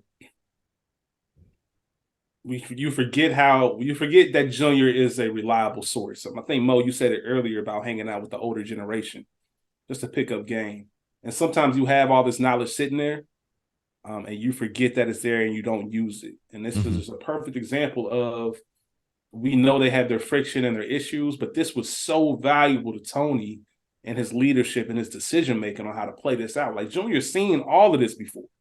Like, even when he told him, he gave him the nod on Johnny, he was just kind of had that smirk. Like, man, that's on brand for Carmine. He's a slippery one. Like, you got to watch out for him. Matter of fact, if you're going to do this, here's how it works. You got to make it look like an accident so it doesn't come back on you. Tells a story which goes into, I know history. Like, I've been here before. The shit that they don't write in the books, I carry. And when you don't get that information from people and they pass along, that stuff passes along with them. And that's just knowledge upon knowledge that you're missing out on. And the fact that Junior was able to sit here, tell them who to use, give them the heads up, like, yo, if you go this route, don't say anything. I don't give a fuck about Tylenol. Don't say anything about drugs. Here's why. Like, he laid out the whole game plan for him. And unlike Ralph, Tony pays attention. Tony's like, all right, bet. I'm going to follow every step you told me. I'm going to get this set up and go from there. I just love the fact that this is what that relationship should have been. This is why Bobby says, sometimes I wish he was my uncle, because Junior has moments like this. It's just that Tony, going back to his personality, when I talked earlier about Furio, the fact that he doesn't even see all of that, Tony sometimes doesn't even see what Junior can help him out with in today's age. Like, bro, you an old man. What you going to help me out with? And this is a pure example of why not. And Junior's came throughout this season with, like, good advice. Like, he's shown, like you said, that he's a reliable source. Yeah, I agree. I'm about to flip the universe here. Dominic, the actor that plays Junior, he always has the story. So he's always like a historian, right? In the mob. So it's like he was there, but he necessarily wasn't the front man putting up the action, with the exception of obviously a Dickie Moltisanti. There's a picture that has always floats around of a picture with Dominic and Nas. For those that don't know who Nas is, he's a rapper. Nas has a song where he flips the Sopranos, got yourself a gun. So in a way, Junior's almost like the Nas of Sopranos. He telling the story from out the window, so to speak. Yeah, I know I did that. That's cool. Yeah. Nah, I know y'all listening. That's cool, man. Y'all leave a review. Don't worry about it. I mean, listen. Now, did you come up with that on the spot, or that did was you on the have spot? that? I just flipped that on the spot. Like that was just some like, you know what? Because he always has the stories, just like Nas. He always has those.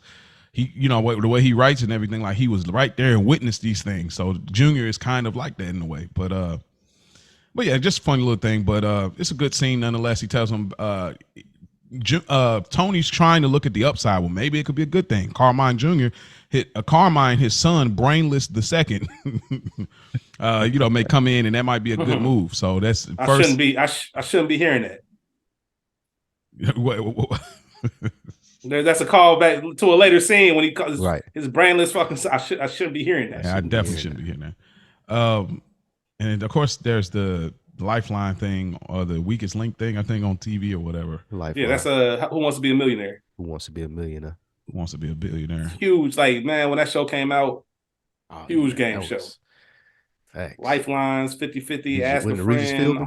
That was huge. Phone a Friend, that shit used to be fire. They actually need to bring that back. Yeah, y'all game show fans? I like a good game show. I watch Jeopardy. I watch Jeopardy every day. Yeah, trivia and all that stuff. Like that's my brain. I don't like just dumb shit. But definitely not. It can't be like $1,000 pyramid or no crazy shit like that. It was a new one I started promoting with the trivia shit what they was doing it on the floor. It seemed like it was pretty cool. But yeah, I fucks with Jeopardy. That's my bet. So anything with the thinking, like kind of put you in that thinking space. space. Like Jeopardy, like you got a phrase. There was a question. Like I love figuring out the clues and shit on Jeopardy. Yeah, that's definitely. I'm a random fact dude anyway. Like okay. Yeah, I can see that. Y'all definitely need them guys. We go to Seal and Chris. They go to see Lou DiMaggio, and immediately we notice that the lady opens the door. She's is it okay to say blind or sight impaired? I don't. Yeah, he said she had like what was it? Chromosome? It's a chromosome. Yeah. She is she's without sight. She's visually impaired for sure. Visually impaired. Thank you. I am not that guy. I'm going to hire somebody for that. But she's visually impaired. She opens the door for them, and then the gentleman that looks like he's the head of the crew is visually impaired as well. And he immediately asks Chris, "Is he on drugs?" Chris like, what? No, what? Bro, this scene. Like you said. No, go ahead. He was almost coming off as guilty. Yeah, like he's like, what is he talking about? Like, it immediately, like you're taking the glasses off, like it's like when somebody acknowledges you're high and you thought you were good, like you got the drops in, you got the smell covered, and they catch you, you're like, whoa, what you mean? Like, you're like, what you talking about? Facts. It is. You missed something. Like, dang, I thought I covered all my tracks. But facts. What do you think about this scene, this whole transaction, these guys, and you know, the whole scene with like how they dealt with somebody in the past? What do you think about that? I thought that this could have went bad.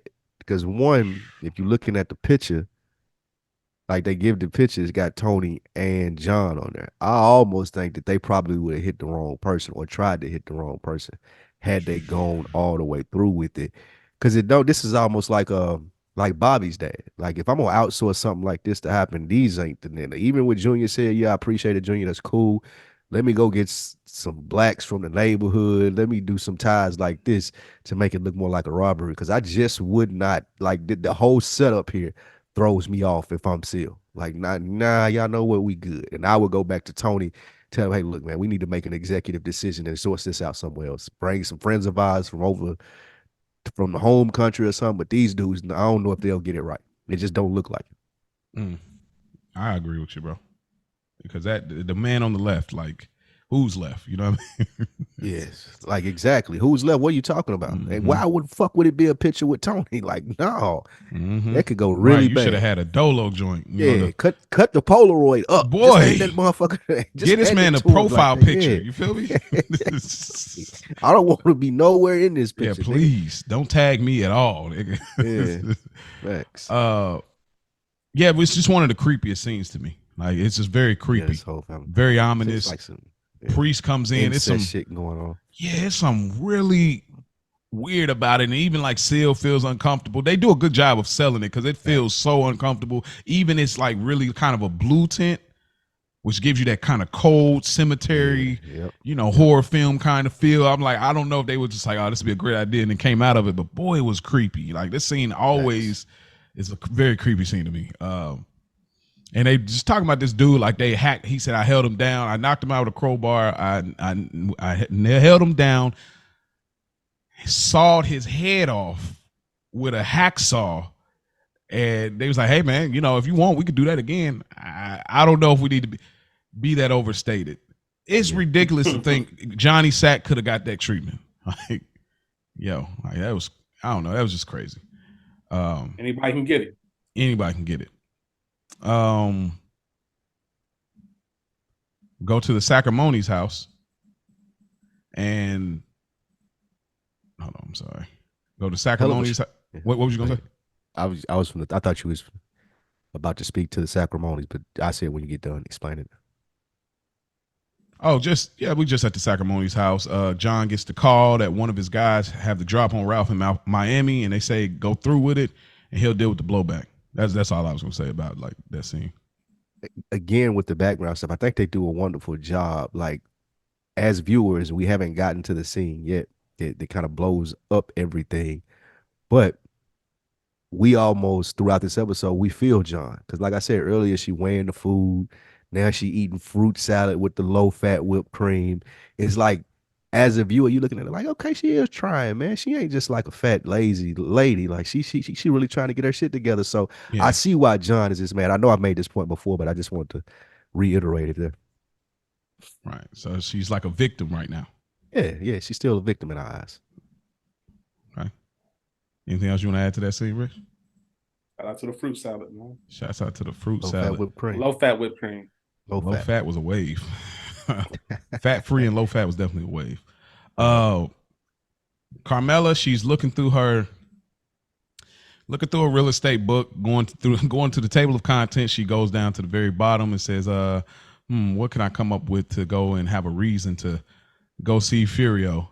So then we cut over to Furio. Got a nice little house, like a classic house, putting the work together, but Furio's in his just this like, I know it wasn't playing like that. I don't know if she just pulled up on him, but he's in this like, I've been working out in the yard. My hair is down. I got the Timberlands on, like this like cheap porno fit. And then Carmela, while he's in that, Carmela comes, and this is by far one of the flyest outfits Carmela has ever worn on the series, bro. The red gloves, leather gloves, red bag, black mink with the fur on the wrist, gray slacks in the red bottoms. Bro, I was like, yo, Carl, like, chill. You are not even doing this for Tony. This is crazy right here. Of course not. Why would she? Yeah, Why would she do that for Tony? You wouldn't even notice. Dog, she is fly in the mud. I know we don't do that segment no more. Who's the flies of the episode? But boy, it's crazy because she, excuse me, not she, but Furio kind of reminds me of Vic. In this movie. Like just that hard working with the hands, and there's something that she's just drawn to. I don't know if you finished setting up the scene or not, but I just got something to say. Yeah, go. Like obviously she's bringing AJ because that's her way of stopping anything from happening. I think she knows that if I'm alone with him, things can lead to something. So AJ is the buffer. Mm-hmm. On the flip side of that, my mom's is a saint. She wouldn't be doing no shit like this to begin with. But my mom's would know 100% not to bring you to no shit like this because I could pick that up. What? And you started out with we was just driving in a relationship. As soon as you say we was just passing by, no, you grabbed me from the house and told me we come. This was our first stop. We went just over here. Our first stop. That's crazy. Yeah, you get what I'm saying? So this is my antennas are going up immediately if I'm AJ. Like, so what you and Furio, and eventually as we get toward later on in the season, pieces start falling into place. But at the same time, it's just there's no way you should even feel comfortable enough. AJ Spidey senses was kind of ringing a little bit, but he's just so goddamn But dumb. that's the thing. The fact that she knew that I could still do this and there's no repercussion. Like True. hey man, especially if I know, hey man, we stop off Fury. Even if I drop it on some casual shit, we stop off Fury We was early. on Fear House Just so Pops can know. Like, Facts. do with that what you want. But I just want you to know me and Miles is at Furio's house and let her explain why we was over there. To me. Yeah, because this is some shady shit. Like y'all look a little too comfortable for me. Yeah, and you got on your Sunday best, like hell no. Bro. Like he getting into it, talking about working in the old country, using his hands, working with olives, and bro, you got the hair down, you got the sweat on the chest, and you just all up in my like. Carmela is crazy, but I'll speak more to her glances. Crazy, yeah, them glances is ridiculous. But wait till we get to the last scene. I'm gonna bring back an infamous quote of my own, but we're not there yet. Anything else y'all want to add to that scene? Nah. That's funny. Carmela ain't studying. Carmela in love, man. She ain't studying no damn real estate. Everybody's done that, right? Everybody's done that. I'll find like a general interest to be able to. At some point in time, whether it's middle school, high school, adult, like at some point somebody's found interest in somebody, and instead of being direct about it, or maybe you can't be direct about it, you come up with reasons to be around that person. Like, that's big facts. Or the creepy. I just happened to. I didn't even know you was here. Yeah, that's like watching somebody's. I've seen people do this. Like they'll watch somebody's Instagram story and pull up to where that person is.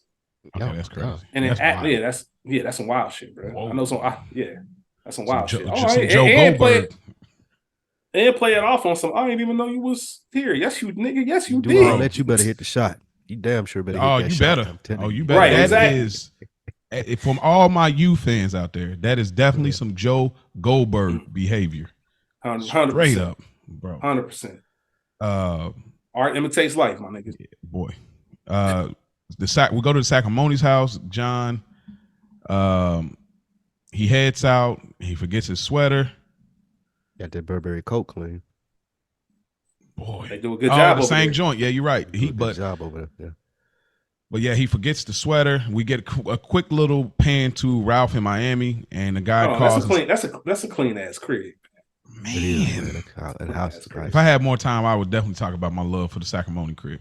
But then we get a quick clip. A gentleman says he's down at the pool when he's talking about Ralph in Miami.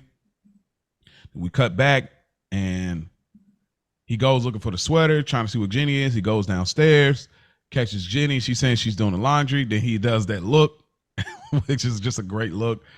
And he gets mad and he says, "I thought you were the actress." And she does the thing that we've seen happen before with some women that will use this. And some men will use this too, like to try to reverse it, like Kevin Hart said, where he'd be like, "Oh, well, last time I came in here, you always left the fridge open," try to walk off and divert.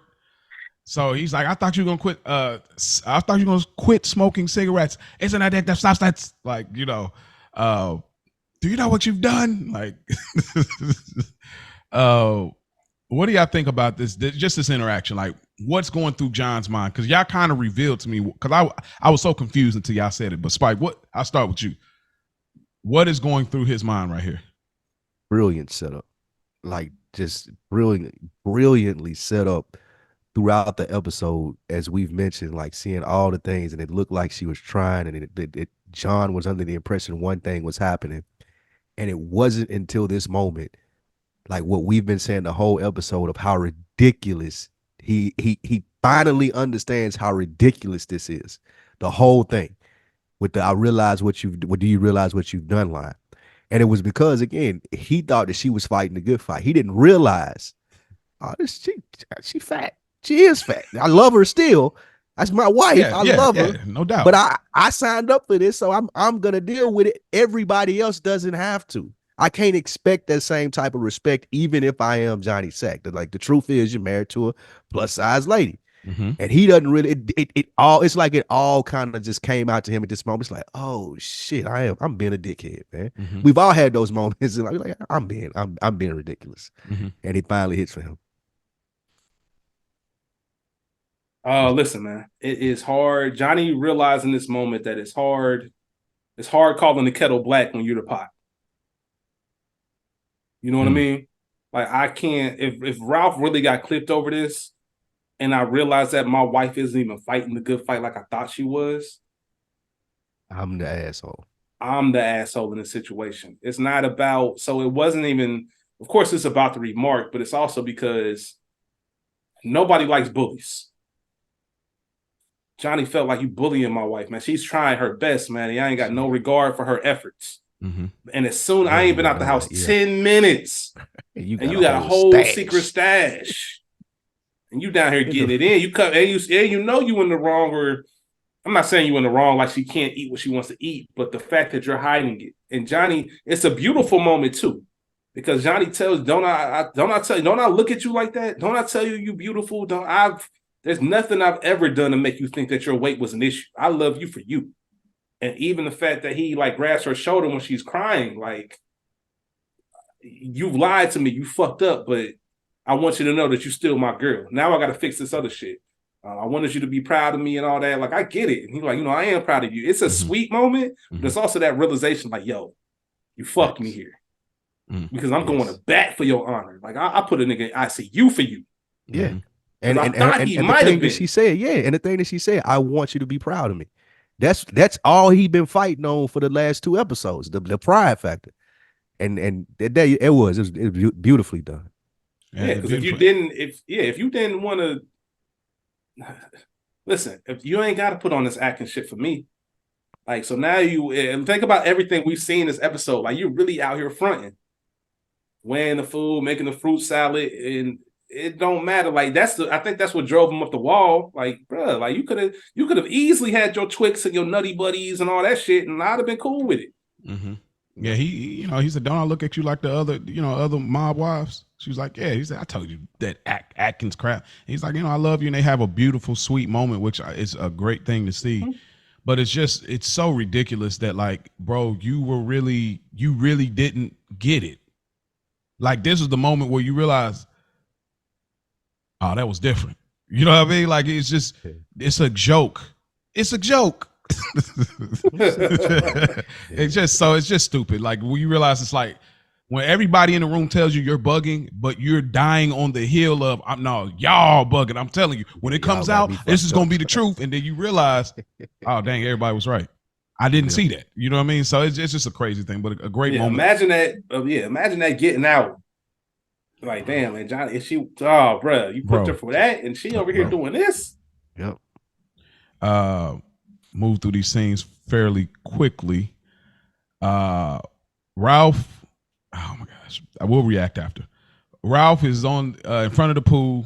He gets up and puts his robe on. This man's choice of a bikini is crazy. We'll get back to that. Furio's having a housewarming party, and Carmela's in his bedroom with Gab. Listen, am I the only one that's the bedrooms are normally off limit? I wouldn't just be casually, unless somebody's showing me the whole crib and guiding me through their house. I'm not just walking in somebody's bedroom. Walking in the bedroom is crazy. Yeah. I'm going to react a little bit in a moment, but Furio has his housewarming party. Okay, we'll deal with that. Yeah, the bedroom is crazy. I never noticed this, but Furio tries to get Gab to dance, Silvio's wife, and she's like there, but then she's like, nah, I'm good, and she gets out of there pretty quickly. Then, of course, you bring Meadow along and Carmela, and bro, the drip is happening. Maybe that's a guest bedroom with his picture and his sister's picture in there. Maybe. Either way, yeah. I don't care who's there. Oh, no, it's an effect, bro. Like, this is all a turn on for her. Like, just seeing this. Oh, he's about family. Oh, this is his bedroom. Oh yeah, I'm gonna use this for tonight. I got plans for myself tonight. That's exactly what this is. And now we're dancing. He's touching my hands. He's putting my hands on his chest. Like, all of this is like these little subtle cues of I'm turned on. Like, it's all in there. Like, you got this work husband playoff in front of your real husband. It's crazy. Like, flirty with the work husband in front of your real husband is crazy. This is how, all right, Tony is He's Tony ridiculous. don't Man. give two shits. Yeah, Nah. calm. Go ahead and dance. Yeah, go ahead, man. Mm-hmm. All right. We can keep. I mean, y'all remember wrestling back in the day? Like the late 90s, early 2000s wrestling, man, when the Rock was, the $500 shirt Rock. Mm-hmm. Not the cutoff shirt Rock with the bald head. I'm talking about the hair, Versace Miami joints. glasses, $500 shirt. Furio got on one of them Rock. I probably seen the Rock in one of them shirts in 2000, 2001. You right about only that. Certain people can pull shit like that off. Yeah, facts. You throw on them own thing. I'm gonna do something different tonight, and before you get out the house, I might want to change. Yeah, because I would look like a straight ass if I walked out the crib in that. Who do I think everybody I am? Like, what the fuck this nigga got on? Like, who do I think I am? The minute you walk past the mirror looking at yourself. Yeah, man. Hilarious. What y'all think of? Never mind. I ain't gonna even ask that. We're gonna keep it moving. Melfi and Elliot. Melfi and Elliot. Yada yada yada. They talk about the kids, and he just talk about don't victimize yourself for the things that happened to her on Employee of the Month, so to speak. Just that ties back into that, but it wasn't really a payoff. So I mean, we can just keep moving there. I do like the one thing I will say just before the next thing. I do like how he set that up for her, because that was a realization that he had in real time. Like, parking garages aren't scary places. Like, look at this from this perspective. Like, there's no reason for you to feel like you should blame yourself, because why would you think that a parking garage is somewhere dangerous? Like, this shit just happened to happen. Like, don't hold yourself to that. I like how he flipped it and kind of used his own experience, similar to what we do on these podcasts. Like, use his own experience to tie it to real life. Like, yo, you give yourself some grace. You're too hard on yourself. Kind of putting a bow on that. Even a season later, and I love the fact that they don't take and when I say they, I mean Sopranos doesn't take something like that that's so real and dramatic, and people who have go through that's not something that you get over. It's not fantasy for them. It's not an episode. It's not a series where we just forget about it. They're still talking about it because that's a real traumatic event that's in real life Melfi would still be working through. So here we are, a whole season later. Like, literally, episode of the month was what, episode 4 of season 3, episode 5. So literally like a season's worth later, and we still talking about it and kind of putting a bow on it. That's just thoughtful thinking and thoughtful writing. It may be in the same year too, because we know that 4 takes place after the summer of 3. So it possibly. So it makes sense that she's still like, that's something I don't like when shows do big things and just never address it. Never address it again. Like, it never happened. Like, nah, there's no way she's over this. Continuity.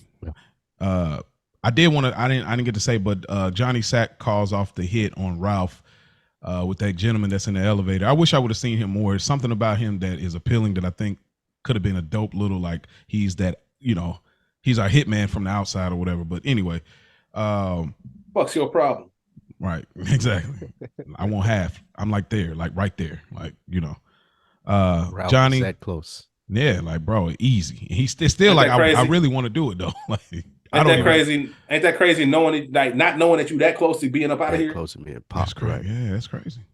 It's a lot of people's lives for real. Johnny Sack comes to Tony and he says he'll accept Ralph's apology, and he said no more fat jokes. Oh, I agree. Tony funny, bro. And he gonna have another one after that. Then we get to the last scene of the episode, Tony and Carmela. He brings her this black dress and some flowers. I think he said he talked to her cousin Brian. Is that correct? Yeah. Okay. So he understood that he was in a doghouse. He was he pulled out the dress, and it's from Saks Fifth. He trying to, again, he proves everything she said in the argument. No, you equate love with money, which is this very scene. She gets dressed up, looks in the mirror, this whole setup, and even like he does this flattering thing where she said, "What size is it? It's a small." It may or may not have been a small, but I want to let you know you're small in my eyes, and that's what means something to her. Versus you think Johnny Sack, the opposite of So it's just like it's small, but the whole setup of letting her put the dress on just so you can undress her. I don't know how much more player and romantic you can get than doing something like that right there. Which you know what I'm saying. I'm gonna reserve my last little comment that I want to add to this scene, but I'll throw the ball in your court. What did y'all think about this last scene with Carmela and Tony in the black dress? like a really outside of just, it's just another opportunity for Tony to get out of the doghouse. Okay. Yeah. Like you said, equating love with money, just another way. Instead of what Carmela really wants is a sit down conversation, just kind of really to talk through their feelings and their problems. But Tony's like, all right, I bought the dress. And I'm sure that's been brought up in arguments. Every time he messes up, he buys something, they smooth for a while, something else happens, and he brings up what he bought her previously. As like, that's enough. Like, I don't understand. We see it, like I said, we'll get there later on, but we see it in Whitecaps. That's just a bigger version of the Emerald Ring.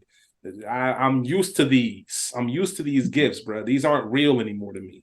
Like, you're hurting me. Like, let's have some real conversation and some real get back. So, and obviously, we know that Tony ain't the one that she wishes was putting that dress on her or taking it off of her. Put on So that's another element of it. dress. Yeah, that's the other element of it too, man. Just that music going. They did a great job of tying this in. I know Kels is canceled, but you could put the when a woman's fed up over the backdrop on this, and at that closing scene with Carmela looking up, like that's perfect. I tell you what, I think a little bit of it too was he seen what John was willing to do for his wife. I won't even sit down and have a conversation about money with my wife, but this man was ready to kill for a joke. And I think knowing Tony's character too, like that kind of registered with him as well. Like, maybe I need to step it up a little bit. But again, to your point, Mo, he thinks that stepping it up a little bit is buying a dress, bringing some flowers, and then he'll eventually go back to himself. But I do think a little bit of him was like, damn, Johnny Sykes took this shit to the wall about his wife. And I won't even fucking have a conversation about finances. So what a pull. I did not get that. That's a great pull. I think you're on it because it's like, I knew he was never going to accept an apology from Ralph. Yeah. So the fact that he took that level of, to that, I at least need to be open. Like you say, crazy. I mean, but even like how they had the music that Furio and Carmela was dancing to, and then like the flip of it, I think at the time probably was some genius stuff. I'm thinking it's the score. No, it's actually being played by Meadow. That's nuts. Like, that flip right there was just one of the craziest little like cues, like breaking the fourth wall, so to speak. And then, obviously we know she's thinking about Furio, but just another great romance scene between them. I think this one might have topped the fur coat bedroom scene. I think this might have slightly got it. I think this was a different kind of No, because she's thinking about Furio. Like, that's why. Like, that's. I mean, I'm saying the scene, not for like what it means, but I mean, she might have been. But I mean, she about to rock Tony's socks. Like, she thinks it's Furio. She about to rock Furio socks and Tony's form. That's cool. He said that's cool. I don't want to know. Let's. All right, y'all. Y'all have been with us long enough, man. We truly, truly adore y'all. We truly appreciate y'all patience.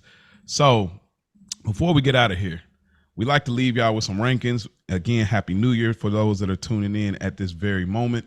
But, Spike Lou, how do you rank this episode, man? This is a made episode for me. Wow. When I'm thinking about The Sopranos, this is definitely one of the episodes that I think about, just as far as how stuff snowballs in the world, things that can happen, almost happen. This is definitely a made episode for me. Rich, what say you? 100% made episode, man. Some of the episodes just live in it, whether you've seen The Sopranos or not.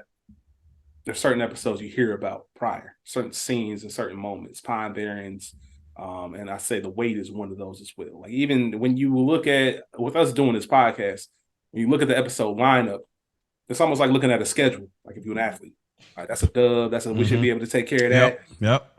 I look at the episodes and I'm like, I can't wait to get to this one. Yeah. Can't wait to get to this one. That's going to be a big one. And this was one of those ones. This might be the first big one of, no pun intended, of season 4. And it just rolls from here. Like, when you look at like Pie Oh My, Everybody Hurts, watching, like, those are the next 2 episodes after this. Like, we just got bangers coming. It kind of led to that. And it's a classic because it's, how do monsters take care of petty stuff?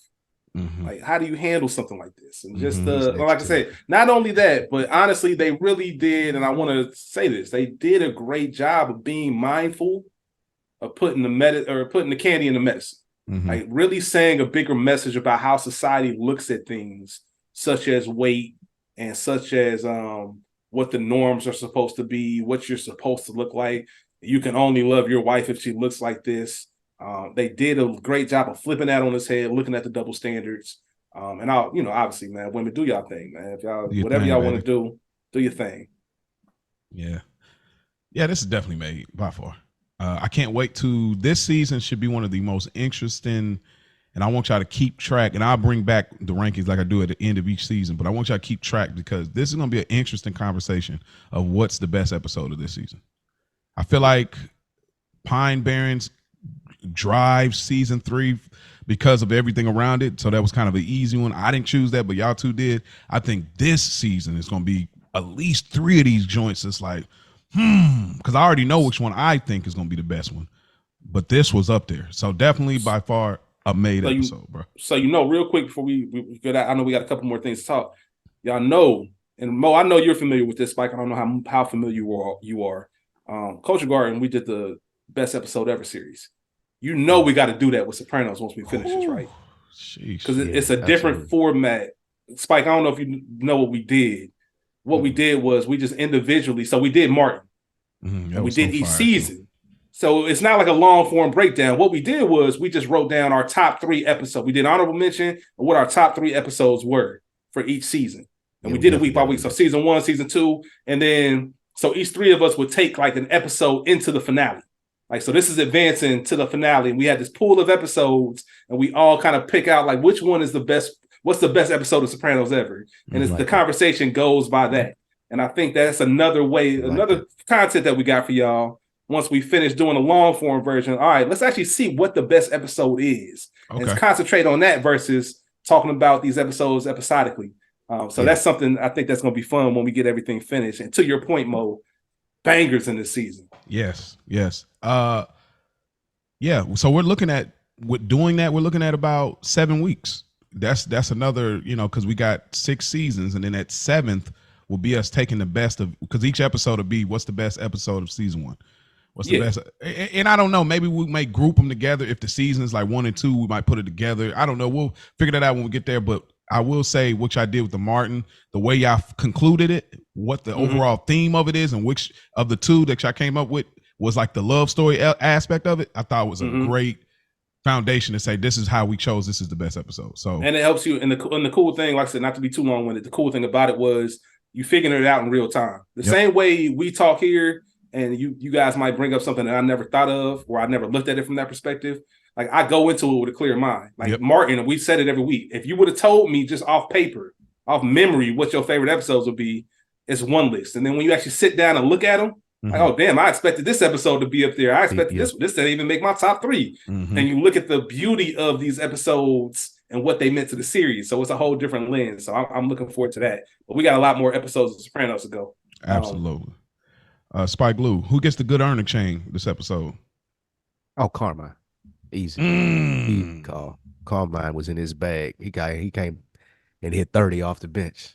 30 great one-liners. It was great. It was great. Carmine for me. Man, okay. What about you, Rich?